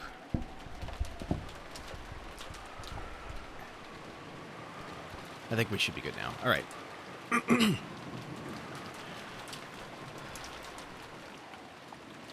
Lunch ended, and the servants removed the tableware and went to the kitchen. The wind and rain neither weakened nor strengthened, and the island remained cut off from the outside world. At first, it seemed as though Natsuhi planned to stop anyone from taking a step outside the room, but when it came time to prepare lunch, she finally realized this would be impossible. However, in order to avoid having anyone alone in the kitchen, she told the 3 servants to go together. Because of that, the servants were the first ones given the right to leave the stuffy parlor, which had been packed with 11 people. Since breakfast had immediately followed that terrible incident preventing most of us from eating much, everyone tore into their lunches in silence. I will wash the dishes so you can rest a while, Kanon-kun, Genji-san. Do you want something to drink? I don't need anything. Kanon. I don't need anything either. You two must have been so busy and so early in the morning. It's no wonder you're worn out. The only noise was that of Kumasawa washing the dishes, which resounded throughout the kitchen. Genji and Kanon sat in some chairs a short distance away, their eyes lightly closed. Just as Kumasawa had said, those two had probably built up a great deal of fatigue, but that didn't mean they could let it show in front of the relatives. Avoiding that was one of their virtues. After the silence had continued for some time, Kanon opened his mouth and muttered, Shannon. Why did she have to die in such a horrible way? Forget about the manner of her death. It was nothing more than bad luck. You're right. It was nothing more than bad luck. They both fell silent once again. Kanon's expression was filled with grief. To think that Shannon-chan's actually dead. I still can't believe it. Poor thing. Not being able to see her again feels like a lie. I just wanted to see her smiling face one more time. Kumasawa spoke with her back facing them. After all, Kumasawa hadn't seen Shannon's corpse, so she had no trouble mentioning Shannon's face. When Kanon heard those words, it reminded him again about how only half of Shannon's face had been left, and his grieving expression twisted even further. Why did Beatrice-sama do that to Shannon? If she wanted to sacrifice, there were plenty of others to choose from. Why? Why? It was nothing more than bad luck. If we were less lucky, you or I might have been lying out there instead of Shannon. Or it could have been someone else entirely. Everything is left to fate. Genji-sama, you said the door to Madame's room was stained with traces of something like blood, right? The same substance that was painted on the shutter? Indeed. It was an unsettling mark, almost as though someone with blood-stained fingers had been trying to pull out the doorknob. No, scratch through the door. That sort of unpleasant mark. So does this mean Beatrice-sama came to visit Madame's room? And tried to open the door, but couldn't? Genji thought back to the time he had seen those traces of blood on the door to Natsuhi's room. With the substance sticking to the door around the doorknob, and the marks of something scratching against the door, it had definitely appeared as though someone had tried to open the door, but couldn't. Why did the madam avoid being chosen as a sacrifice? If only she'd been chosen, Shannon wouldn't have had to die. Just then, a loud, sharp noise came in from the hall. Both of them turned around, surprised. That's a pretty interesting chat you're having there. Let me join in, too. Before any of the servants realized it, Battler was standing in the doorway to the kitchen. Battler-sama, how rude of us. Genji-san and Kanon-kun Right. Honorifics. That helps tell me who the narrator is right now. Genji-san and Kanon-kun stood up, surprised, and hastily bowed. But I didn't care about stuff like that. I was more concerned with continuing their discussion. I told them I was going to the bathroom, so they let me go. Thought I'd suffocate if I was locked up in that room any longer. I was about to come ask you guys for some water, but then I overheard something pretty interesting. You don't need to bow your heads or anything. Please, let me hear the rest. That just now wasn't really... I've been listening to you for a while. Don't try to hide it now. So I'll ask directly. Who is this Beatrice? She's supposed to be a witch from a kid's story, but it doesn't look that way now. Kanon-kun averted his gaze. It was obvious he didn't want to talk about this, which only made me want to ask even more. While making an effort to smile, I grabbed the collar of his shirt. Last night, this would have been none of my business, but after this morning, everything's changed. Now that Dad and the rest have been killed, this is totally my business. And I have the right to listen to this suspicious story, don't I? I glared into Kanon's eyes as he continued to avert his gaze in apparent pain. Since there was a big difference in our heights, Kanon had to stand on his toes, and it looked like it hurt a bit. Battler-san, please let go of him. Kanon-san isn't really hiding anything. Then you won't have any problem talking about it, right? It's lonely being out of the loop, you know? When I tried to further twist up his collar, Genji-san cut between us and spoke. In his expression were faint traces that he'd made up his mind to do something. Apparently, he had no intention of hiding it. I can tell you about it. Kanon only hesitated because you might have taken it badly, Battler-sama.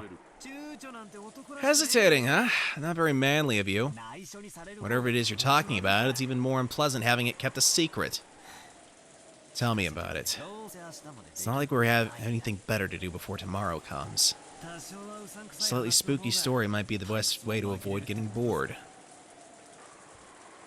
Genji-san and Kanon-kun looked at each other, then nodded as though they decided to talk. Understood. Please, ask us anything. We will talk. Right. Then I'll ask. Who in the world is Beatrice? All I know is that she's a witch who lives in the forest of Rokkenjima. I've heard it's a story grandmother or someone invented to keep people out of the dangerous forest. Is that wrong? No, it isn't wrong. It's as you say. Beatrice is a witch who dwells in the forest of Rokkenjima. Battler-sama, I don't expect you to believe this all of a sudden, but Beatrice-sama exists. She is a real person the one who gave the master a vast amount of gold, and who worked by his side for many years. Huh? Ah, come on. Is grandfather paying you to repeat everything he says? I laughed like it was a joke, but neither Genji-san nor Kanon-kun laughed. Not even Kumasawa-bachan, who was avoiding my eyes, flustered as she started washing the dishes. So unfortunately, I was the only one laughing. Painfully. Bitterly. I see. That's why Genji-san refused to mention it. If you really mean it, of course I'd take it badly. So you're saying there is a person named Beatrice actually exists? Yes. She's been working for the master since before the mansion was built on the island. She's most likely been working for him even longer than I have. What do you know? Kirie-san's theory was off. Grandfather really did have a confidant called Beatrice. Is that person on the island now? Yes. I believe that she is here. That's a vague way to say it. I guess that means you haven't seen her face today or yesterday. That is correct. It is extremely difficult to say, but, Kanon-kun once again dropped his gaze, avoiding my eyes. Come on, don't just stop there. That was like freezing an inch before the blow, right? I urged him on jokingly again. However, it looked like Kanon was still confused as to whether he should speak or not. Then Kumasawa-bachan whispered.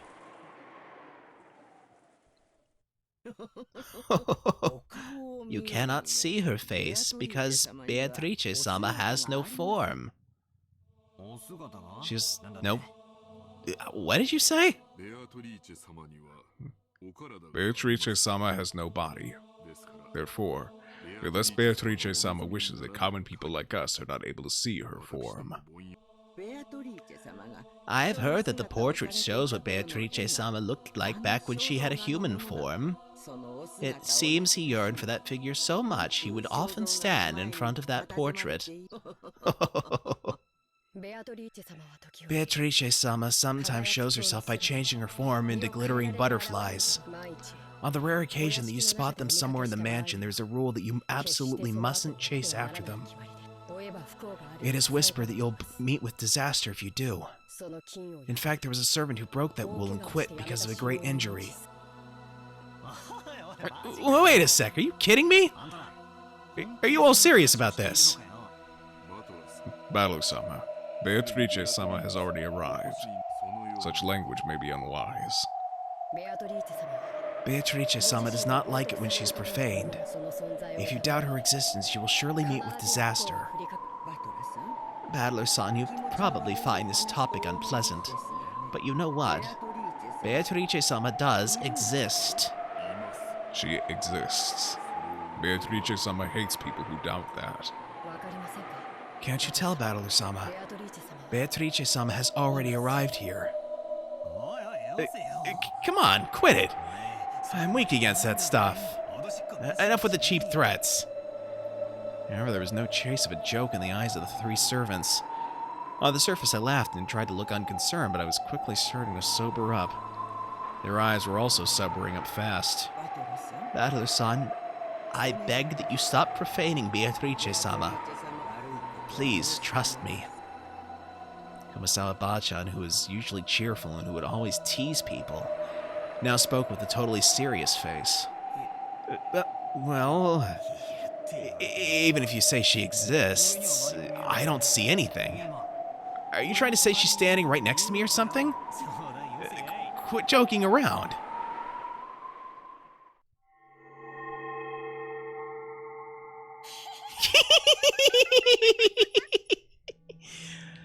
Just then, that unnerving laugh suddenly filled the kitchen.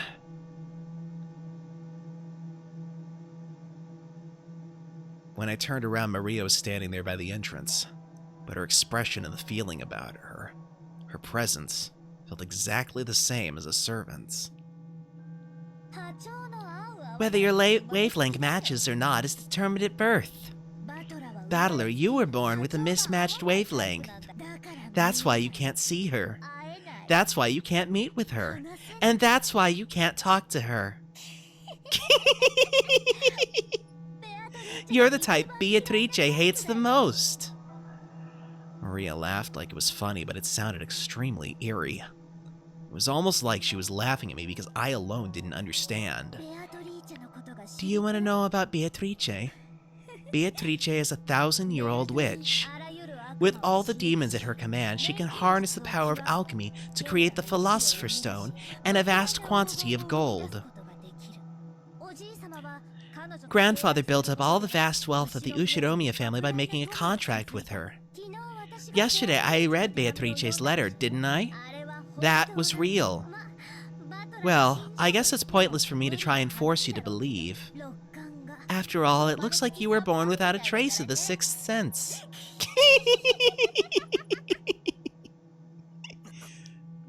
What are you talking about?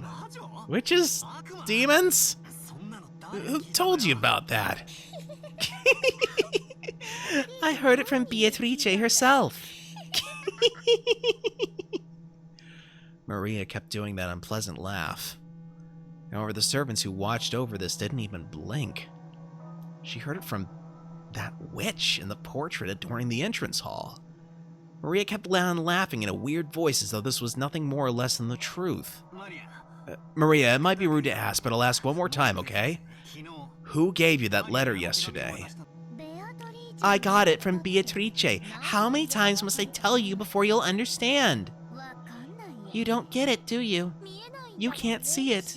You can't believe it, can you?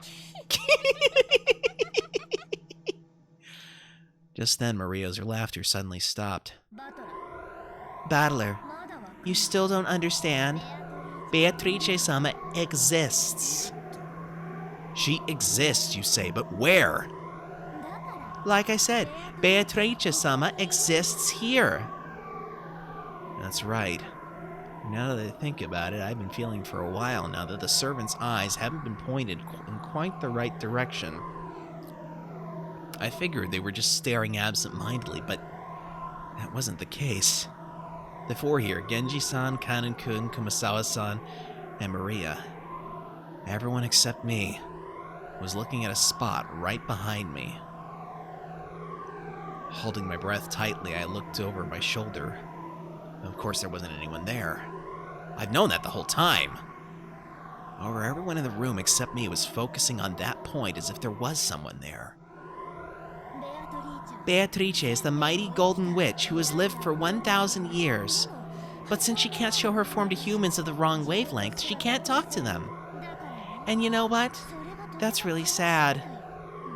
It means she truly despises it when people like you, who are born without a fragment of the ability needed to sense magic, deny that she exists. You're lucky, Battler. Good thing I gave you that charm yesterday, right? Don't you realize what kind of curse Beatrice would have put on you by now if you hadn't been carrying it around? You really are lucky, Battler.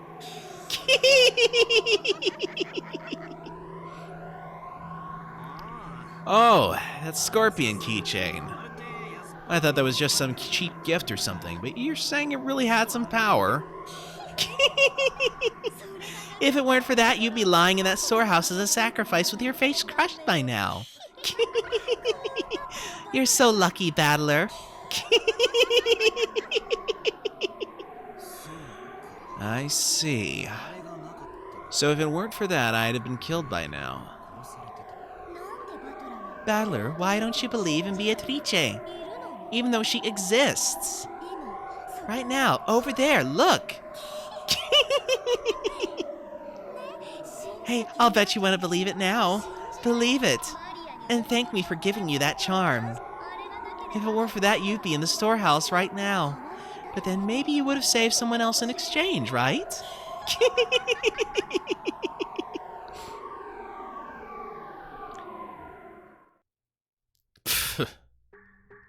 Right then, I burst into laughter. Playing Witch has been pretty fun up until a second ago, and unfortunately, that last one seemed to be too much for me to gloss over. Then it's all useless, isn't it, Maria? If that's true, then I'm sorry, but it's all useless. Maria saw me suddenly start laughing. She stopped. Even though she didn't understand what I was laughing at, she realized it wouldn't be pleasant for her. I thought it might hurt you, so I didn't say it earlier, but... Well, I thought I'd put that charm you gave me in my pocket. But I must have dropped it somewhere. So the charm can't be the only reason I'm alive now. And even though I should have been cursed by the witch, I'm perfectly fine. Sorry, but I don't believe in things I don't see with my own eyes. Sixth senses? Wavelengths? Magic sensitivity? Sorry, but I don't believe in fake stuff like that. When I hear the girls in class start talking about how good or bad their ability to sense the supernatural is, it pisses me off. I don't know how much grandfather's paying you, but if you're trying to talk to me into joining some cult, believe me, you won't be able to do it that easily. Battler-sama. You guys are free to believe whatever you want, but when it comes to whether I believe or not, the one who decides is always me. Sorry, but I can't believe in something as shady as Beatrice until I've seen her with my own eyes. I spoke forcefully and sharply. Then Maria started cackling again. Well, that's just fine, isn't it? Eventually, even people like you with totally mismatched wavelengths will be able to see Beatrice. Very soon, she will revive. Beatrice will revive. Once that happens, she's promised to talk with me and play with me a lot. There'll be absolutely no need for you to doubt us or for us to force you to believe. She will appear very soon.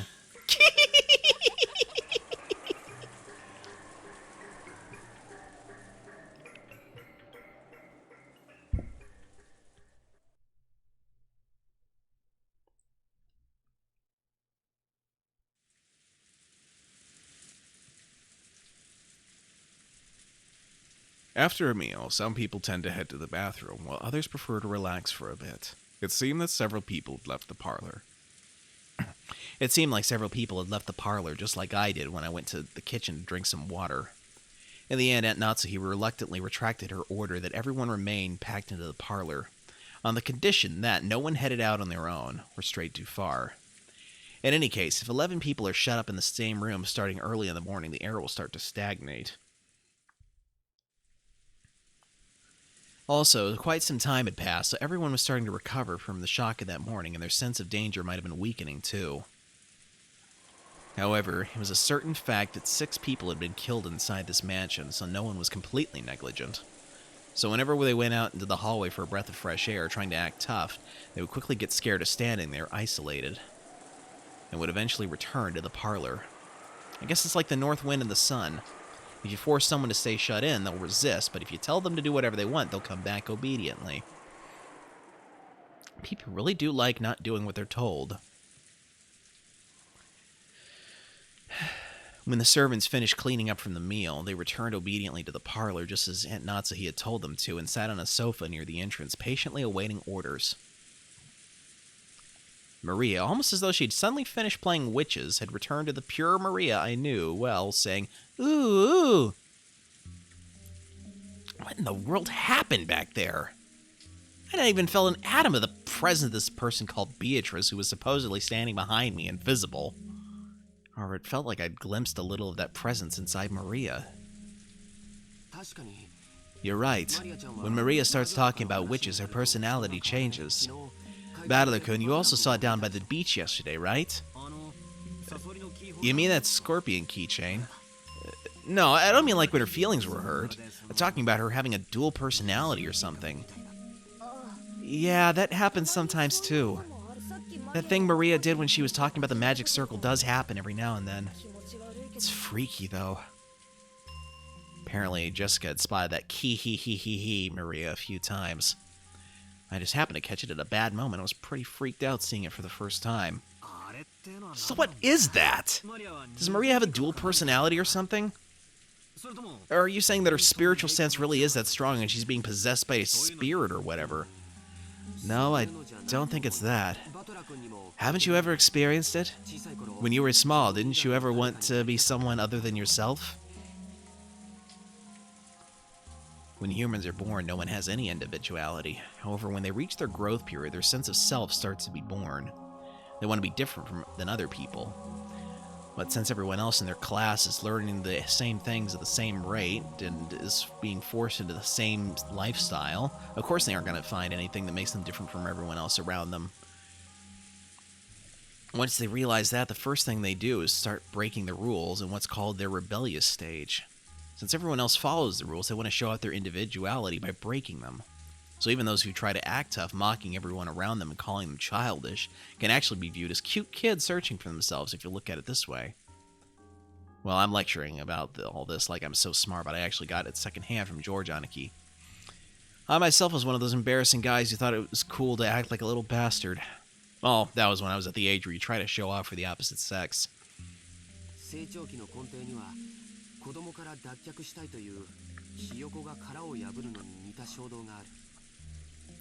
The main feature of the growing period lies in an impulse to break away from your life as a kid, like a chick trying to crack open the shell of their egg. Do you know what makes children and adults different?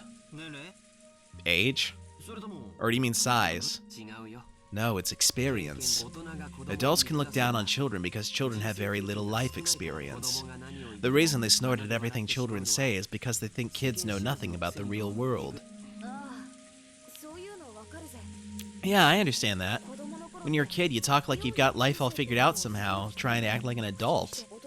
No matter what kids say, adults just snort at them and say they're too naive or that they'll understand when they get older or something. Well, it's probably true, but to a kid, it's just annoying, like they're being looked down upon. I get it. It's a question of knowledge and experience. Well, I guess you're right that there's no reason to respect a person for their age if they've just wasted their lives. Therefore, during the period when they try to separate themselves from other children, they also try to take on personality traits different from those around them. And if knowledge and experience is what separates kids and adults, I get it. If they know something no one else knows, it becomes part of their identity. You know, when I was in an elementary school, I learned things no one else knew, get things no one else had, wear things no one else wore, and became a bit of a hero for it. I'll bet you've done the same thing, Battler. Yeah. There was definitely an age when I wanted to excel in some skill or other. I see.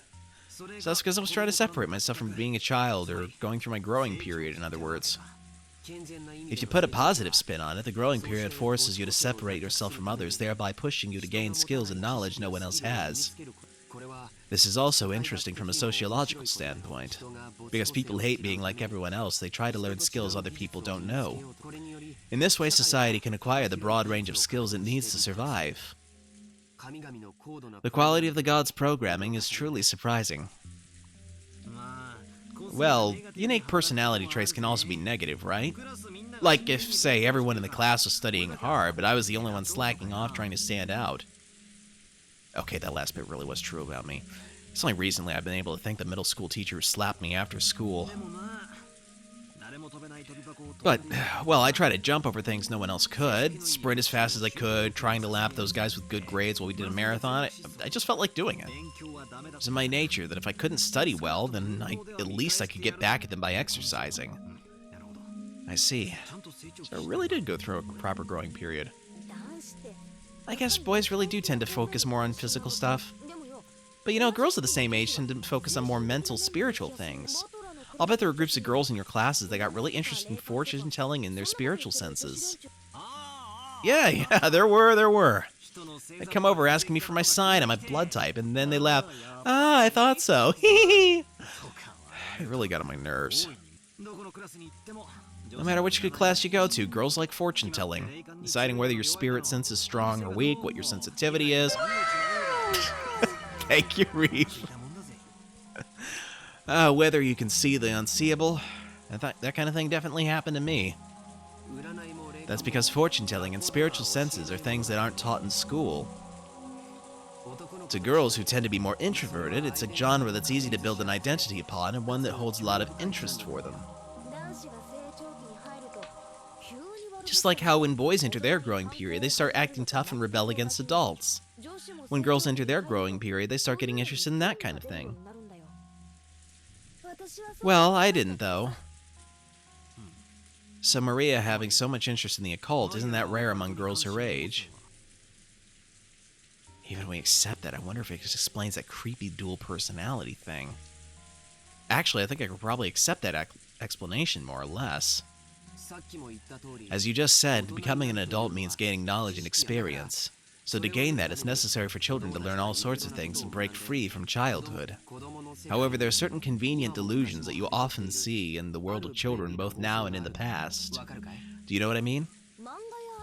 You see it all the time in manga and anime, right? It's kind of like that. Like you've got memories from a previous life that start to resurface. Like you're being possessed by the soul of the great something or whatever. There could be that a sleeping gene gets awakened, or maybe a sealed power or memory returns. There's all kinds. Breaking character for a moment, it's like Dara would say, "Shoripyo, uts!"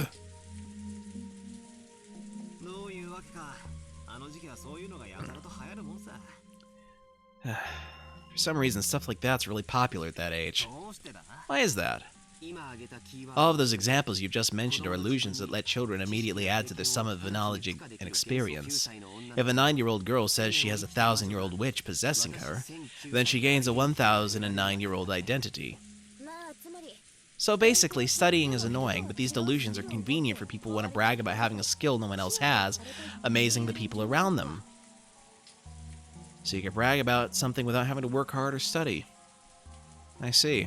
Isn't that a kid's greatest dream? Furthermore, in their desire to separate themselves from being kids, they always project an image of their ideal self, and it's not rare for that desire itself to become an alternate personality.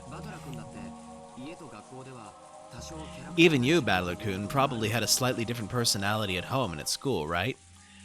I'm gonna wager that the translation really should be saying persona here, since that's a little bit different than personality, but I digress. It'd probably be embarrassing if your friends at school saw how you were at home.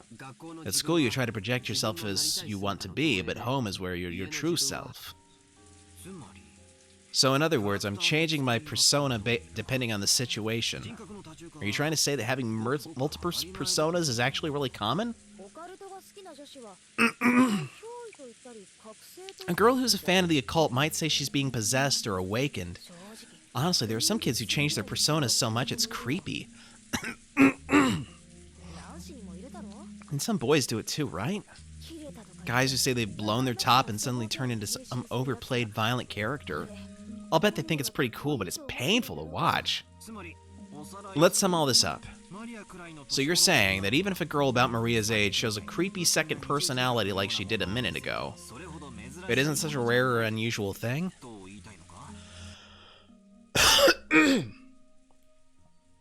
Excuse me. Let me hydrate a little bit more here.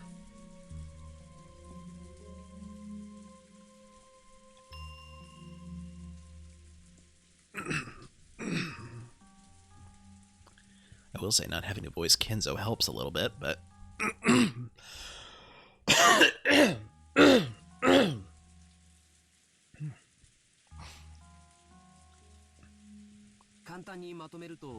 Simply put, that's right. Identity is an important factor in building up one's sense of self. If you make fun of it, it could actually cause children to go back into their shells. So if it's important to go along with... So it is important to go along with them to some degree. Although the broad-mindedness of the parent determines whether they play along in full or not. Aniki, I can't believe you're single. You sound like you've already raised kids through middle school. So I wonder if Aunt Rosa also knew much about Maria's dual personality. She knew about it. Just between us, Aunt Rosa really hated it. She said it was unpleasant that Maria was becoming increasingly isolated from the rest of the class. So anytime Maria started talking about the occult or laughing like a witch, she'd slap her. And it looks like Maria stopped talking that way in front of her. Maybe that thing back there was just a little game from a girl facing her growing period. Just a girl trying to show that she was different and independent by holding interest in witches and the occult. And since she wanted to be different from herself, young as she was switching between her normal personality and the personality of her ideal, a witch. At first, I'd found that very disturbing, but after being lectured by George Aniki, it felt like this was a path everyone walked down at one time or another. I haven't told anyone, but when I was in kindergarten, I joined up with a little gang of kids trying to form an Earth Defense Force, saying we'd help protect peace on Earth. My face turns red when I remember how during what we called battle practice, we would chant, EDF! EDF! Just like usual, Maria was relaxing, immersed in the TV, ooh-ooing and laughing just like any girl her age. I don't know about the ooh-ooing being something that girls her age typically do. Anyway. But on the inside, another persona, that of the ideal witch she respected and blindly accepted, was sleeping. But that wasn't anything extraordinary. It was perfectly natural for a girl her age.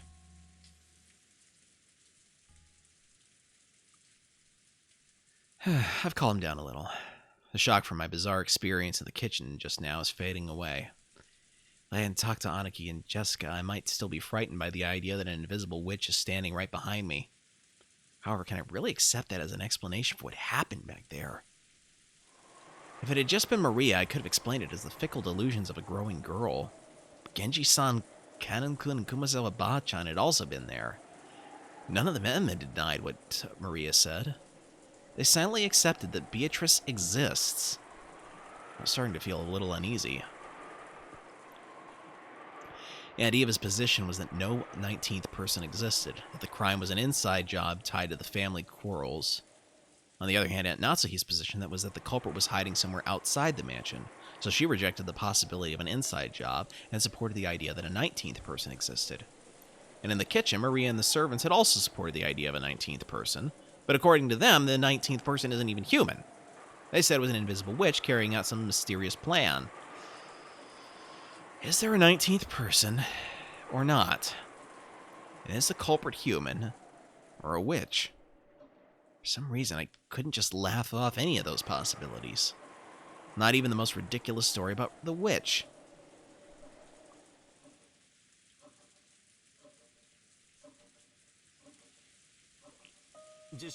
Jessica, all I know about the story of the witch is that it was a story made by the adults to keep the kids too scared to enter the forest, but is it different here in the mansion?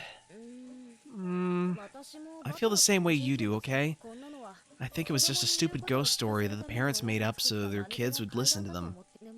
But I can't deny that the atmosphere inside the mansion makes it a little hard to say it out loud. After all, Grandfather has proclaimed that Beatrice exists, and because of their position, the servants can't doubt that.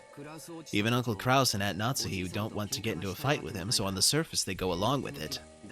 So it's probably fair to say that doubting the existence of Beatrice is taboo to those who live and work in this mansion, unlike the rest of us who only come here once a year. Is that right? Jessica took a deep breath in admiration. It looked like Aniki had guessed right. It's just like you say. No one really believes it on the inside, but on the outside, they accept that she exists. See, it's just like the way some people are about God.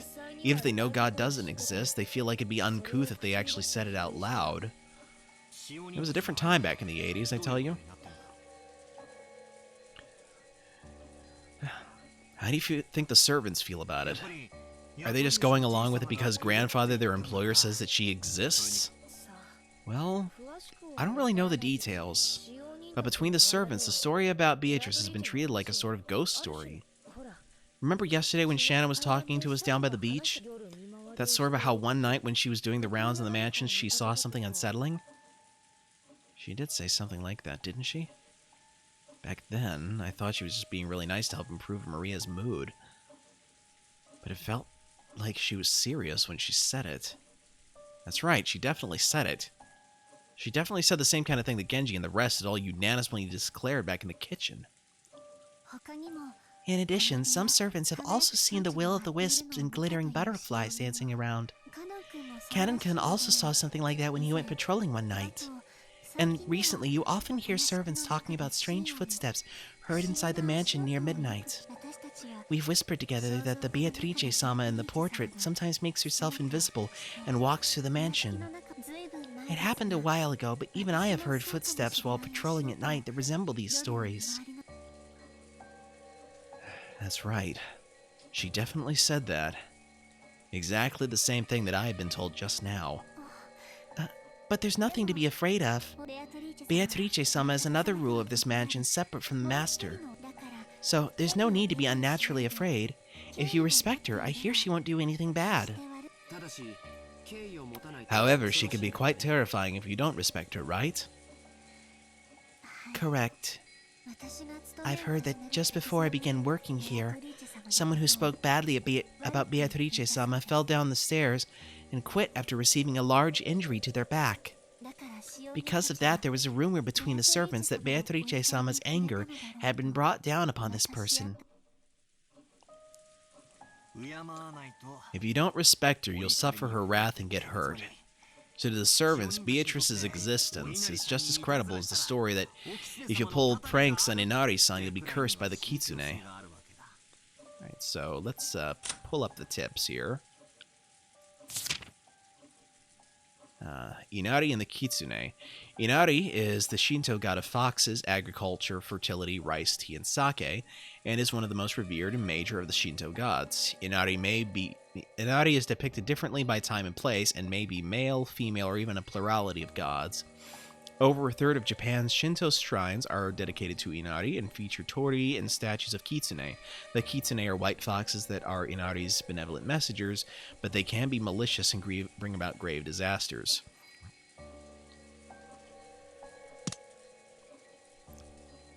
Of course, even though everyone accepts that curses and the like don't exist in the modern era, people are still afraid and still have a little respect for them.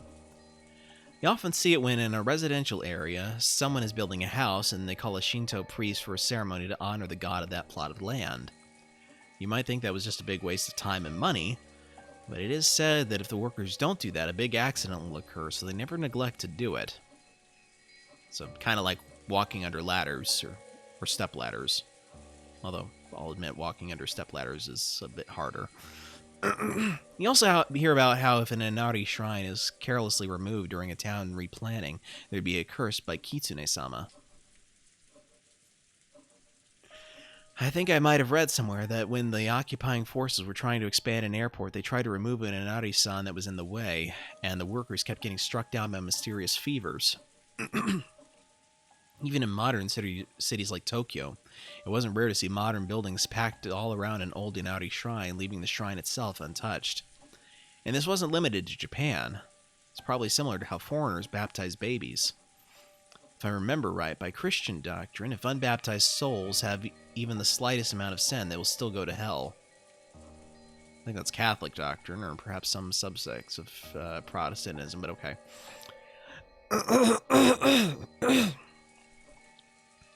If he's not familiar with it, we'll let it slide. Putting water on a child's forehead doesn't do anything but make them cry. But if by doing just that, parents can prevent their children from going to hell, they will happily go through it with that ceremony.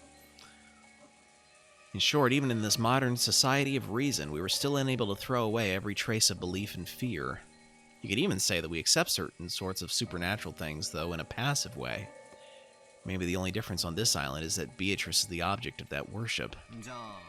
So, in other words, if anything happens that doesn't seem explainable in human terms, it's called the work of Beatrice. I think Shannon-chan said it herself. Windows and doors and locks that were tightly shut would be open the next time you went to check them. Lights that should have been on went out, and lights that should have been out were turned on. And if I remember, even Jessica was joking about it, saying it was also the work of Beatrice when she couldn't find her bag in the morning. Her memory's pretty good. Normally you'd say some little imps took them, but on this island it's Beatrice. Well, it's all pretty stupid, though. This mansion has been standing for about 30 years now, hasn't it? It's natural for things that get old to get their fair share of ghosts and occult stories. Like the 7 mysteries at a school. But that's where I'll spin the chessboard around. Huh? Simply put, on this island there's a rule that Beatrice gets blamed for anything that couldn't have been done by humans. Things that humans can't do. How many humans are here? 18. In other words, the culprit is using the rules of this island to make it look like a witch committed this crime, which proves they desperately want us to think a 19th person did it. I don't like it. I don't like it one bit. What do you mean you don't like it? Let's assume some invisible 19th person exists and wants people to know they exist. If it were me, I'd do it with even more perfect timing. What do you mean by perfect timing? Well, the crime took place sometime between the middle of the night and dawn, right? We've had some people who were talking together until the middle of the night, some people on night shifts, and some people who would return to their rooms and were sleeping. Everyone's alibi is really vague, so there's plenty of room to suspect that the crime was an inside job. George Aniki, Aunt Ava probably told you too, right? There's a good chance this crime was an inside job? Yes, I guess. In other words, if this invisible 19th person really exists and wants to let us know that this first crime was a complete failure. No, in the first place, they chose the wrong time of day to do it. If this invisible 19th person really wanted to show themselves, they had to make sure the crime took place under conditions which proved that the remaining 12 people were all innocent. As long as there's a single human we can suspect, this 19th person's attempt to highlight their presence fails. That's why near midnight, when everybody's alibis are at their vaguest, the 19th person existence is also at its vaguest.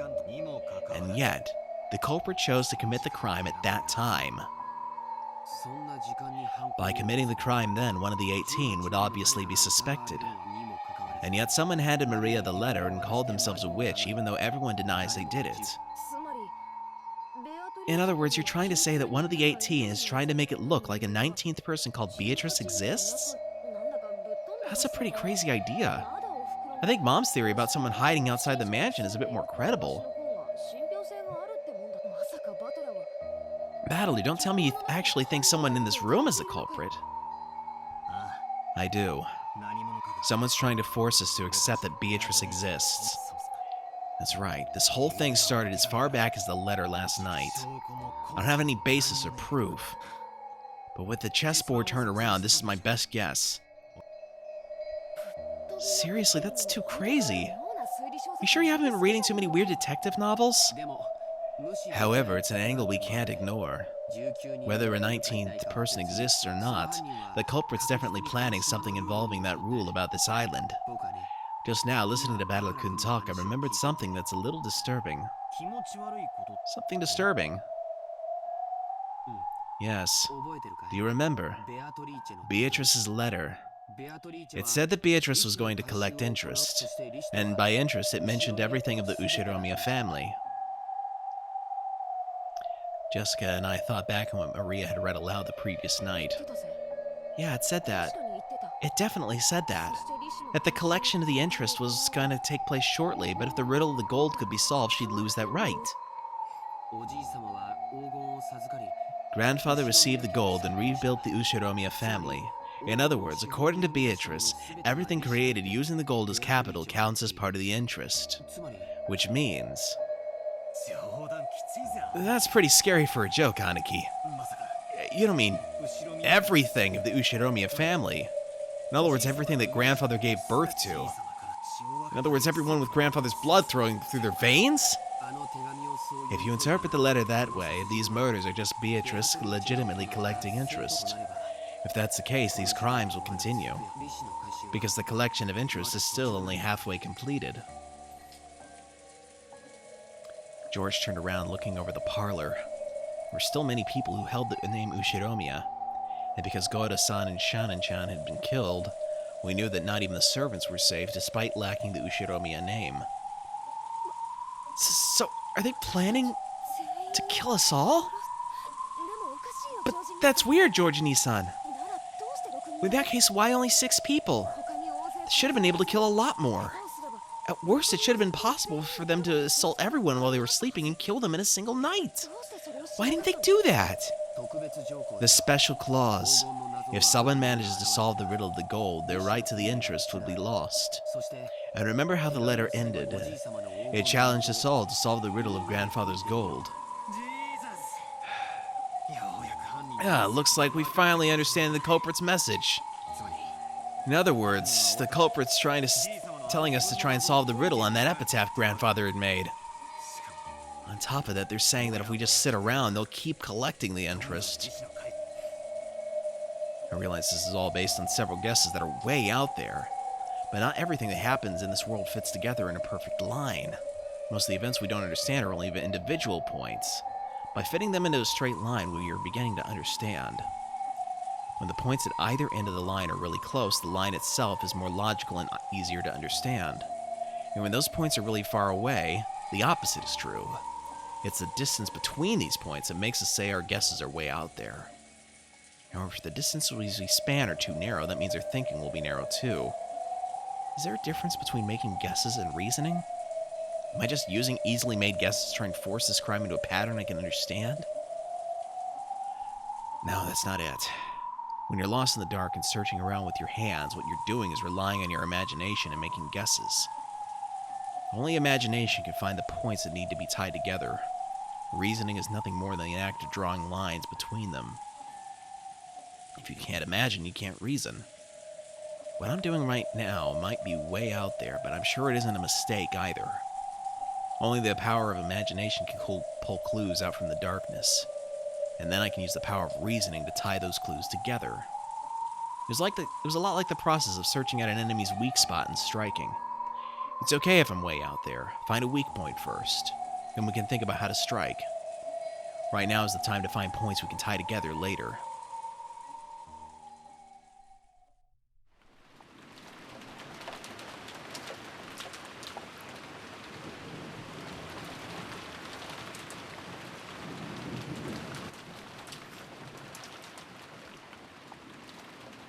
For the time being, I put aside whether a 19th person existed and announced our theory that the goal of the culprit might have been to make us solve the riddle of the epitaph. Uncle Hideyoshi seemed to be extremely interested, but Aunt Natsuki said it was ridiculous and dismissed it. Of course. If you think about it that way, even that letter from yesterday makes sense. That motive seems to fit pretty well with the facts. Setting aside whoever it was that gave Maria-chan that letter. Ooh! Beatrice exists! Ooh! Even though she was puffing up her cheeks in that cute way she'd been doing since yesterday, I couldn't think of it as cute. If I'd poked fun at her, it might suddenly transform into a creepy laugh. There is no hidden gold. However, if the culprit is blindly sure of its existence, and if they're trying to make us solve the riddle before snatching the gold away from themselves, then I will agree it makes sense. However, if that were the case, why would they start by killing those most highly ranked in the Ushiromiya family? I see your point. If they wanted to make us solve the riddle, killing those closest to Kinzo-san doesn't sound like a good plan to me. That's true enough. And if we're going with that argument, wouldn't it have been quicker to threaten father in the first place? You'd think it'd be faster to just ask the person who wrote it rather than try to force us to solve it. You've got a point there. Still, I think it'd take more than your average threat to make father spill the beans. Anyone who knows Kinzo-san well would probably realize they won't bow to ordinary threats. He's the man who bears responsibility for the Ushiromiya family and all its vast wealth. He's been exposed to many threats and attacks in the past. The family only prospers today because he was able to overcome all of them. That's freaking right. I can't even imagine our grandfather obeying someone because of threat. Jessica, watch your language. Ugh. Yes, Mom. In that case, what about this idea? No, wait. Is this one also way out there? I couldn't hesitate. Out there ideas are like bows and arrows. It might be hard to hit with, but it's a great weapon because you can hit enemies far away. I say most people who've died in battle were killed by arrow wounds. In a battle, you can't just shoot off one arrow. You shoot a whole bunch of arrows at once, pushing forwards towards the enemy troops with a wall of them. So keep shooting over and over. Create a wall as you push forward towards the truth. If the culprit is after the hidden gold, forcing us to solve the riddle wouldn't be very efficient for them. It'd be much quicker and easier to ask the person who made it in the first place. In that case, the question is this all a message directed at grandfather? In other words, these murders were a threat made against grandfather. If he didn't tell the culprit where the gold was, his family members would be killed off one by one. What if we weren't the only ones being forced to solve this riddle? What if grandfather was too? If you think about it that way, it explains grandfather's mysterious disappearance. If the culprit has already attacked grandfather, then judging by the state the 6 corpses were left in, he should have been left on display somewhere with that horrible makeup added. But despite that, we still haven't found them. So does that mean grandfather has been kidnapped and is being held somewhere? How could... You aren't saying... How could... That sounds interesting. So grandfather's being confined somewhere, and the culprit's saying we'll be killed off one by one if he doesn't tell them where the gold is? It pains me to imagine how you find that interesting. Aunt Natsuki glared at her, but Aunt Ava just smiled calmly. Since we still haven't seen him after all this time, I think it's almost certain that grandfather's gotten caught up in the crime. If you think about it, you can't just ignore Battle-kun's theory, right? Be quiet, George. In the first place, when did father actually disappear? Who was the last person to see father? It was probably me. This morning, when we didn't know where my husband and the rest were, we discussed the possibility of them being in father's study, and I went to check his room and greeted him there. Come to think of it, I've been holding the key to his study the whole time, haven't I? Genji, let me return this to you. Aunt Natsuki pulled out the gold key and handed it to Genji. Looking at the key, Aunt Ava giggled. Hey Genji-san, I'm sure the police will inspect father's room thoroughly. If there's anything hidden there, it'll just be exposed anyway. So maybe it'd be better if you just told us about it right here, right now. What are you talking about? It's simple. Father's study is a closed room with no way in or out except that key, right? I want to verify whether that's true. There's one entrance to father's study. What about the window? Any other entrances or exits? There are none. There is no way to get in except the entrance. You're sure about that? There isn't some secret hidden door or anything? Since father isn't here, I am the highest ranked member of the Ushiromiya family. I am asking you as a representative of the Ushiromiya family head. Remember that when you answer me. Are there any ways in or out of that room other than the main entrance? As father's closest aide, I'm sure you would know. Aunt Natsuhi looked a little offended about the part about the highest-ranked family member, but she kept her mouth closed for the time being and waited for Genji's answer. I couldn't help but feel a little uncomfortable. Why was she going on and on about hidden doors? You too, Kanon-kun, Kumasawa-san. If you know, won't you tell me? If there is one, it'd be better if you said so. Otherwise, a certain person might be driven into a corner in a second. If we assume that there is a hidden door, then my argument comes to nothing. Aunt Eva didn't specify which person was about to be driven into a corner, but following the flow of the conversation, I had to feel she was referring to Aunt Natsuhi. Hey, thank you for the subscription, Christonium. Thank you. Appreciate that.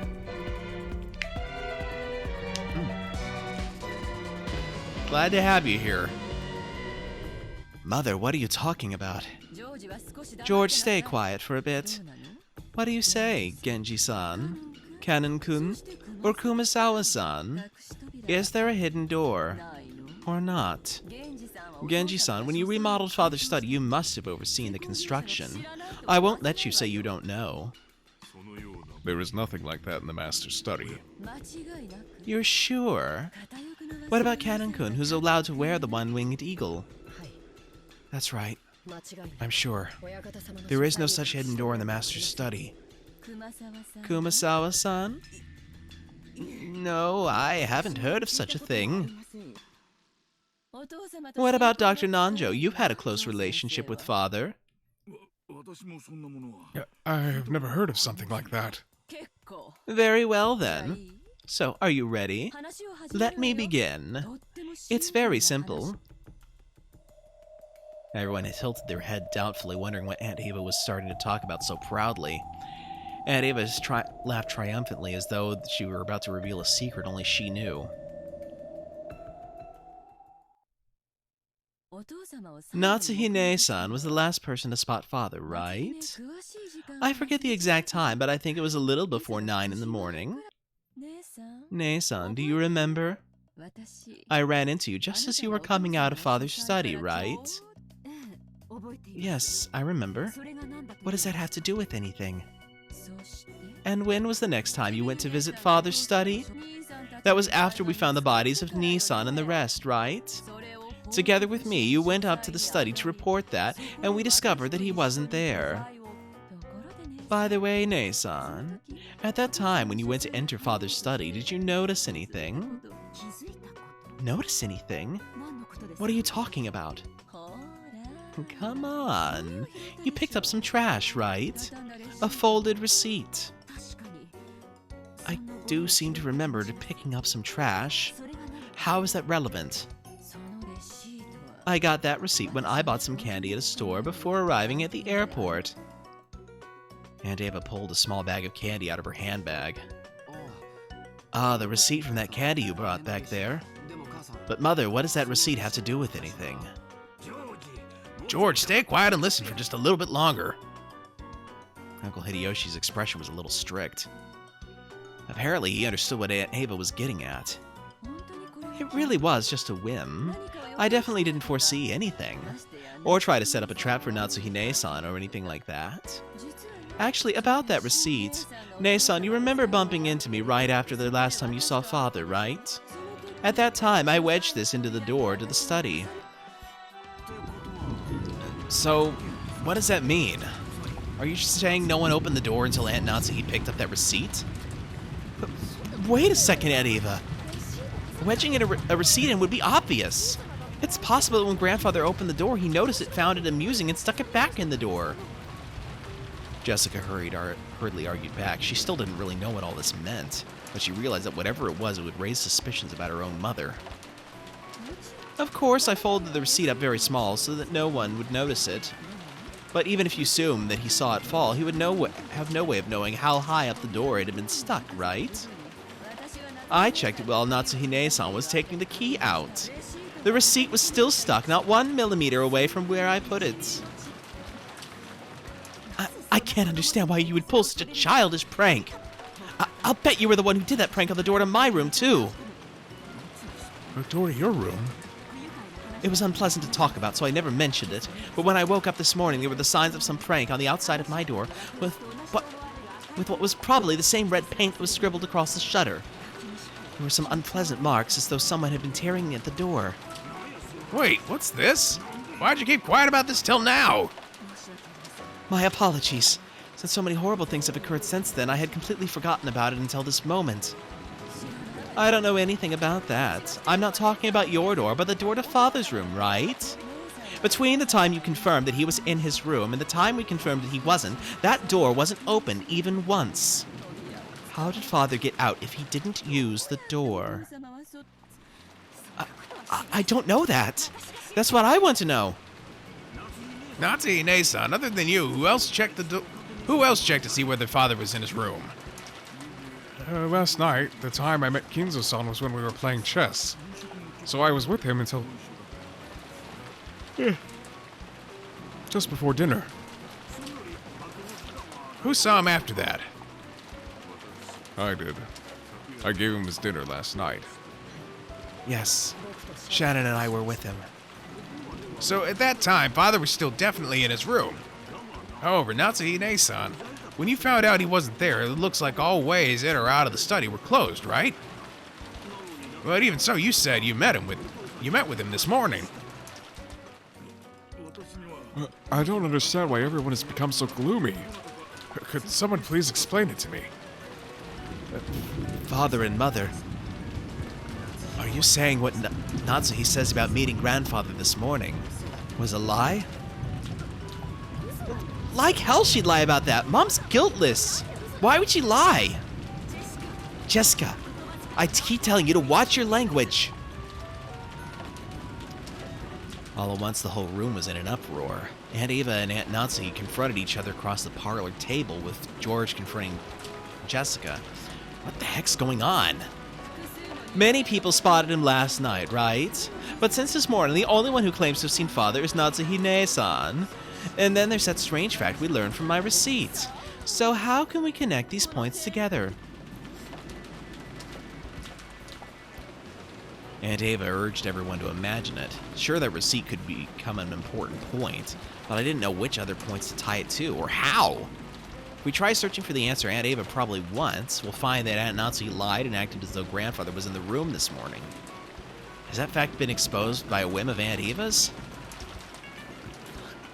I don't get it at all. Why would Mom have to lie? She had no reason to, right? That's what I want to know. But Jessica-chan, you can't be sure she had no reason to lie and say that Grandfather was in the room. After all, you see it in mystery novels every now and then. That trick where people fake the time of death to create an alibi for themselves. But what are you talking about? I've never heard of that. We still haven't found Father yet, but it's pretty natural to assume he's already been killed. If that's true, there's no doubt we'll find his corpse soon. If at that point the time of death could be cleverly faked, Natsuhi Ne-san would be able to create an alibi. Do you understand, everyone? This morning when Aunt Natsuhi confirmed that Grandfather was there, she lied. And he was already dead at the time? And then she moved the body to some other location and tampered with it so that when we find it, we'll think he was killed just a second ago? It'd make it possible for her to create an alibi, even just by staying with the rest of us. Why would Natsuhi kill Grandfather? What's her motive? Why indeed? Like, she clearly seems to simp for the guy, so... in a platonic way, of course. Then she could say, I heard someone screaming. Dash over there and become the first to find the body along with everyone else. Is that what Aunt Eva's saying? Ridiculous. After all, detective novels are merely books for the purpose of entertainment. You can only think of such an indiscreet idea because you read them all the time. That's right. Even if she did try to fake the time of death a little, all that would be blown away in an instant once the police did their autopsy. That might have worked in the past, but do you really think that kind of trick would work in modern Japan? It doesn't make sense. You think so? This morning, when Dr. Nanjo looked at the corpses, he was only able to give a vague estimate of the time of death, right? Autopsy results are very easily affected by the environment and individual differences. It's a very relative estimate with an uncertainty of several hours. And unfortunately, the police's scientific investigation will have to wait until tomorrow. It wouldn't be easy to measure the correct time of death so accurately, even in modern Japan. Isn't that right, Dr. Nanjo? Examining a corpse is an extremely difficult task that requires both experience and instinct. I have heard that there is a very high chance of a mistaken diagnosis. When Edgeworth updates your autopsy report, don't you hate it? I imagine it's very possible for a misreading of just a few hours to occur. However, for an alibi, that's more than enough. It's an old trick. It's a trick that works well enough. Natsuhine-san, it's not like we want to suspect you, okay? We just want you to prove you're innocent so we don't have to suspect you. What is this innocence you want me to prove? This morning I definitely met with Father, and he told me to keep the one-winged eagle engraved in my heart. Are you denying that he said that too? I will certainly not permit that. I won't let you deny that Father said those words. Or maybe Father's body won't appear anywhere.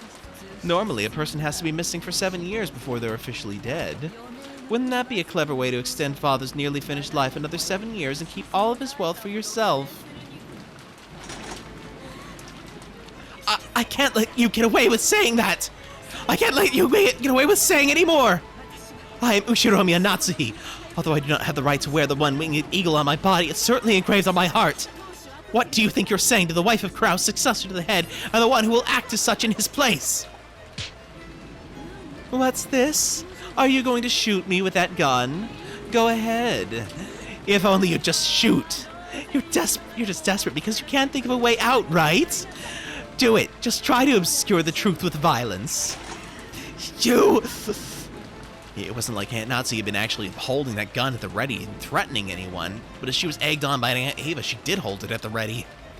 Unsurprisingly, once things got to this stage, Jessica and Genji-san tried to stop her. Madam, please calm yourself. Mom, you aren't lying, so there's no reason for you to listen to this. Calm down, Natsuhi-san. All you gotta do is swear that Father definitely was in that room. Why are you getting so worked up? That is correct. Natsuhi-san isn't lying. Shouldn't that be the end of it? Then I want you to explain, how did Father manage to disappear from the room? The window was closed tight from the inside. The same was true for the door, right? This morning, if you really met with Father, then you must explain how Father disappeared from this unopenable door closed room scenario. If you don't, that means you're lying after all, right? How far do you plan to mock me? If you want to argue back, go ahead. That's right, try explaining it right here, right now. If you do, I'll apologize for suspecting you. How did Father manage to get out from that closed room? I cannot explain, and there's no need for me to do so. Really? Then let me explain it. Let's take the best parts from my perspective and yours and come up with a more friendly explanation. I'll believe what you said about Father still being in his room this morning. However, the next time the door was opened, Father wasn't there. You don't have any objections so far, right? I have no desire to hear anything more you have to say. Shut your frivolous mouth. My reasoning goes like this, okay? I can confirm that on both occasions you were the only one to go through that door, and the receipt proves it. So what's the answer to the puzzle of how Father left the room? The window! He was sent out the window. Natsuhine-san, you threw Father out the third-story window of the study into the courtyard. You! Madam, please endure it. Eva-sama, please stop this. After that, when you left and you said you were going to check the doors and windows, you took Father's corpse, which had fallen in the courtyard, and hid it. That was probably when you took some measures to fake the time of death, right? This ties in with the case regarding Kraus and Isan and the rest, and also the case regarding Beatrice last night. There's a really good chance we got reason to suspect Natsuhi-san in all those cases. Normally I wouldn't want to say this, but now that it's out in the open, there's nothing else I could do. Please, Natsuhine-san, please explain how you can be innocent. Otherwise I can't help but suspect you. Why me? Why must I, Ushiromiya Natsuhi, be insulted like this? Looks like we got everyone's views on record now. It's useless. It's all useless. Aunt Ava. What do you mean, useless? Jessica looked up at me, hanging on to my every word. Aunt Ava's expression was confident as ever. Useless, you say? What is? Battler-kun, tell me. You're only convinced it was Aunt Natsuhi because you're only looking at the case from a single angle. It's not like I'm defending her, but that bluff of a checkmate isn't gonna fly. I think your reasoning regarding the receipt was passable. It's not a bad thread of logic. But I'd only give it a grade of 65 at best. If this were an exam, that'd be bad enough to get you extra lessons in detention, right? Oh my, well, how do you think anyone could break through the door sealed by my receipt and make Father disappear other than by my theory? It's true that your theory is an interesting one. And if you could say for sure that there was no way to make Grandfather disappear, then you probably would be able to prove that the last person to see him, Aunt Natsuhi, was guilty. However, since there's still a possibility she's innocent and these accusations are false, we can't be sure about that. Then, Battler-kun, are you saying someone other than Natsuhine-san made Grandfather disappear? It'd be impossible for anyone else to do it. My receipt proved that, right? After the first time she visited that study and until the second time when we visited it together, the study was a perfect closed room, and when the seal was broken on the closed room, he was already missing. If that doesn't prove she's the culprit, what kind of trick could they have used? Like I said, Aunt Ava, only 65 points. So let's try spinning the chessboard around, shall we? The question isn't how someone managed to make Grandfather disappear from the outside. We should think about how Grandfather disappeared from the inside. The door had the receipt stuck in it, so it couldn't have been used. He also couldn't have gone through the window because you can't lock it from the outside, and when Aunt Ava visited the study, she checked to make sure it was locked. So the window also wasn't used. At that point, the study really was a closed room. We have to accept this. However, the study didn't remain a closed room forever. Once the seal created by the receipt was removed, it'd be possible for someone to escape by the door. In other words, the question isn't how Aunt Natsuhi made Grandfather disappear. We need to think about how he was able to escape. Grandfather's study isn't an ordinary study, right? According to Genji-san, there's a toilet and a kitchen and even a bedroom, almost like a little house. For example, what if he was hiding under the bed and the two of you only thought he was missing? Aunt Ava, you didn't check that far, right? And then the two of you went back down the stairs thinking he wasn't there. At that time, the receipt was already gone. In other words, if Grandfather was hiding in his room the whole time it was a closed room, and escaped after letting the two of you go past him, we can crack this closed room right open. But what are you talking about? Why would Father need to escape the room in such a bizarre fashion? Don't be so absurd. Yeah, it might be absurd. However, it still shows that there's a possibility Aunt Natsuhi is being falsely accused. Your receipt wasn't perfect. In chess, we might call that check, but it isn't checkmate. But the thing that really pisses me off is how you're pressuring Aunt Natsuhi to explain it, then claiming that she must be guilty if she doesn't. If you want to go down that road, then why don't you let me? Ushiromiya Battler, spin the chessboard around one more time. Aunt Ava, according to your own argument, you must explain to us why you and Uncle Hideyoshi couldn't have killed those 6 last night and then casually returned to the guest house. You've been trying to force Aunt Natsuhi to explain, so I'm sure you can prove your own innocence, right? Especially now that all of Grandfather's wealth has suddenly plopped down right into your hands. That's right. You're suspicious enough yourself, aren't you? If you say Mom's suspicious because she was the last person to see him, then what about you, Aunt Eva, the last person to see Dad and the rest? Just like Battler said, prove that you two weren't the ones who killed them. Mother, I also think your reasoning was a little over-eager. I'm sure the receipt was an important hint, but like Battler-kun said, that's not enough to prove that Aunt Natsuhi was responsible for some plot. We're all equally suspicious. Yep, objection pose. You gotta love it. It's not right for only Aunt Natsuhi to be persecuted. Our proud father crawling around under his bed? You call nonsense like that an explanation? Then why don't you explain first? Who killed those 6 and how, and then try showing us proof that you weren't involved?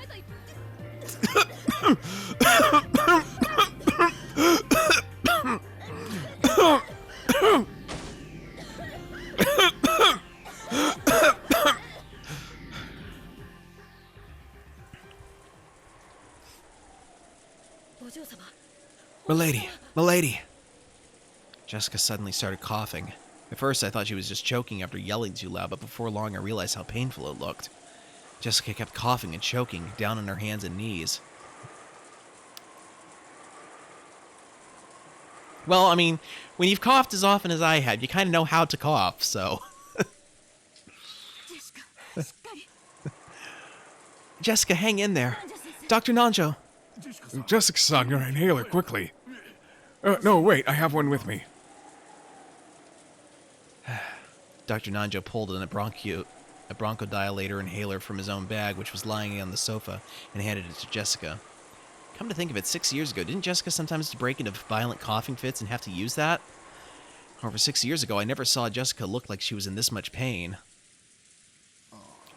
Aniki, was Jessica's asthma always this bad? Yeah, it's gotten a lot worse these last few years. It's no problem when she's normal, but when an attack comes suddenly, she can't stop coughing anymore.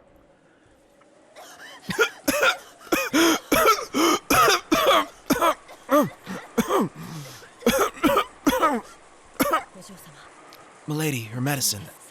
Here.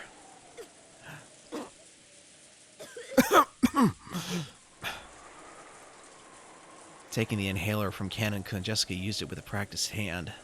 It looked like her throat would still itch for a while, but she had it under control. Are you okay, Jessica? You scared me. It's no big deal. Don't worry about it. Beads of sweat covered Jessica's whole body, and she couldn't hide her rough breathing, but it looked like her sudden attack had calmed down for now. This disturbance had made the dangerous atmosphere up until now seem slightly unfocused. But that's fine. That kind of battle of mutual suspicion is completely unnecessary. When you think about it, finding alibis for each other and looking for the culprit is probably meaningless. After all, we're just powerless, ordinary people. When the police come tomorrow, they'll definitely employ cutting-edge techniques and investigate the case thoroughly, solving all the riddles and arresting the culprit. Perhaps Battler-kun is right after all. Just as Natsuhine-san is suspicious, I can't ignore the fact that I'm suspicious too. Arguing about that now will surely be unproductive. Everything will be fine if we just leave it to the police tomorrow. But don't you want to know too, Battler-kun, who the culprit is? Don't you want to let them know the pain you feel from losing someone precious to you as soon as possible? I won't deny that. Even one day would be too long to let the wonderful bastard who's behind this go. But that doesn't mean I want to suspect one of the 18.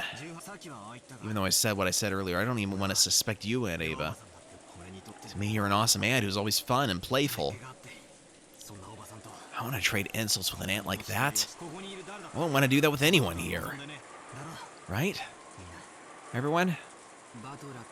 I feel the same way as Battler-kun. It's pointless to trade insults.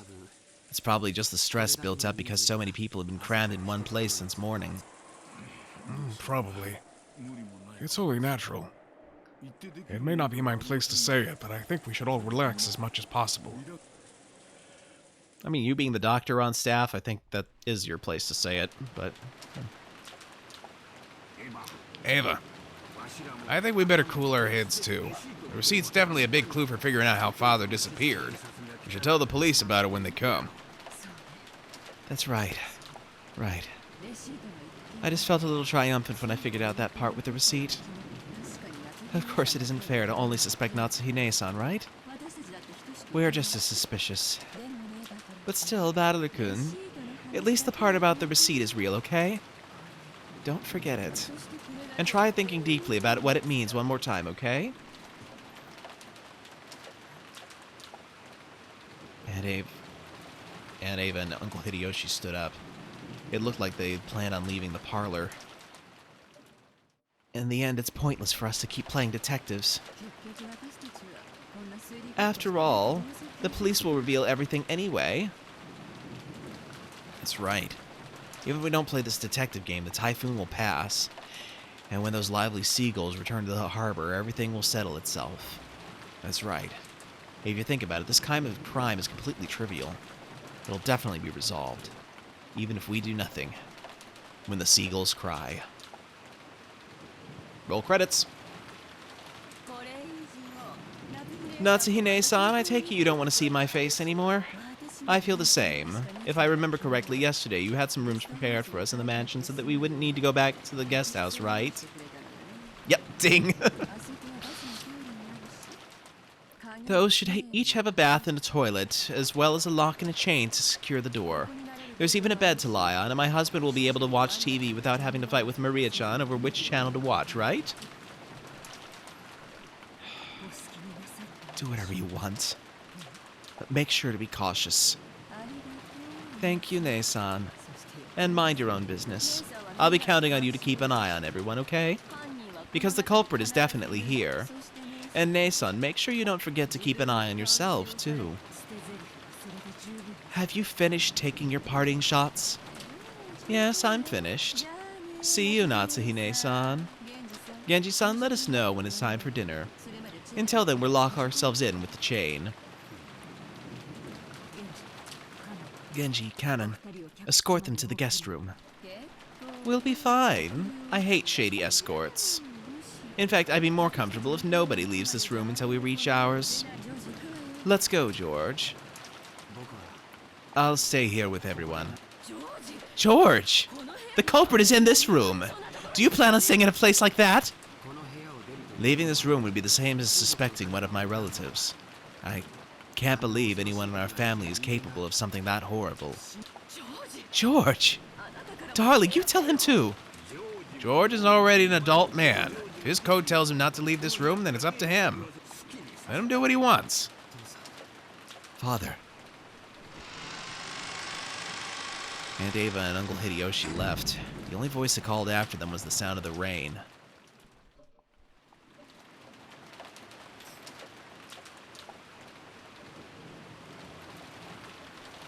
The parlor was being buried beneath the savage atmosphere. When I looked at the clock, I was surprised to find that it was already evening.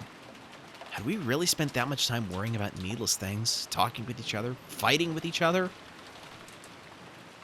Feeling bored, I started scratching at my head when Maria and I made eye contact.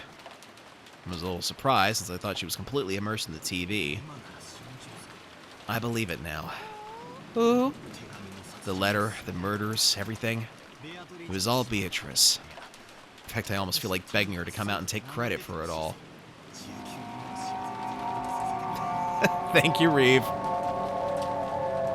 I want it to be the work of a 19th person. Otherwise, the 18 of us will have to keep on suspecting each other. I think believing in a 19th person is better than that.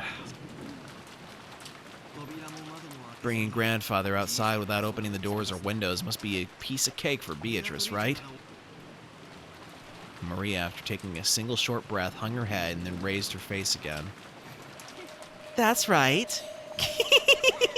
Locking a door is useless against a witch. Beatrice is familiar with all 72 demons. The 33rd rank, Gap, gives the power to instantly carry the desired person to any location. To her, taking a person out of any closed room isn't hard at all, you see?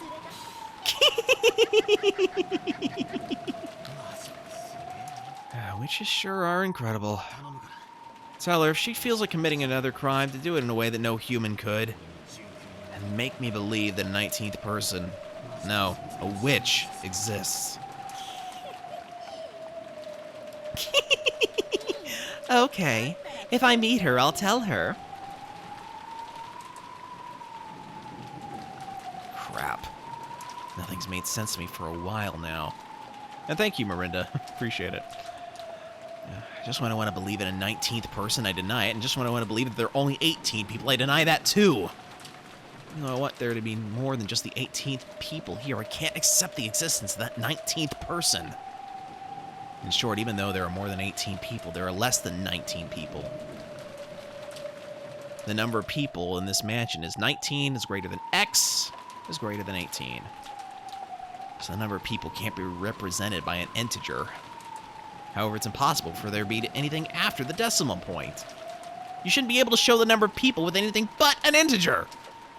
And yet, 19 greater than x greater than 18. How do you explain the fraction less than 1?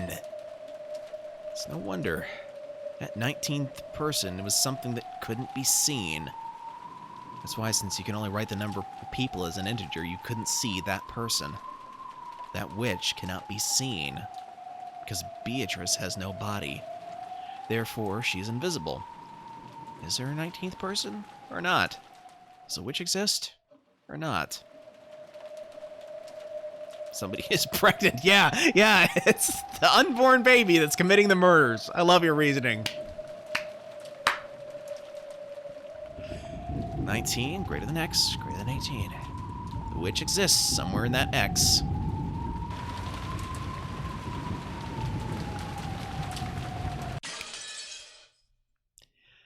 Okay, that, my friends, is the end of the second chapter for the night, so we are going to go ahead and call it here for the night.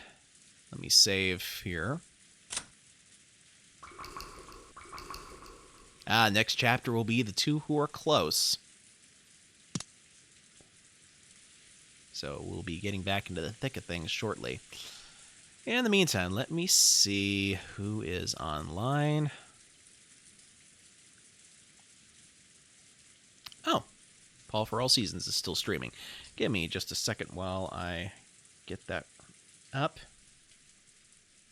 Get that raid ready. Anyway, I want to thank you guys so much for joining me tonight. I hope you will join me again next Wednesday as I continue this.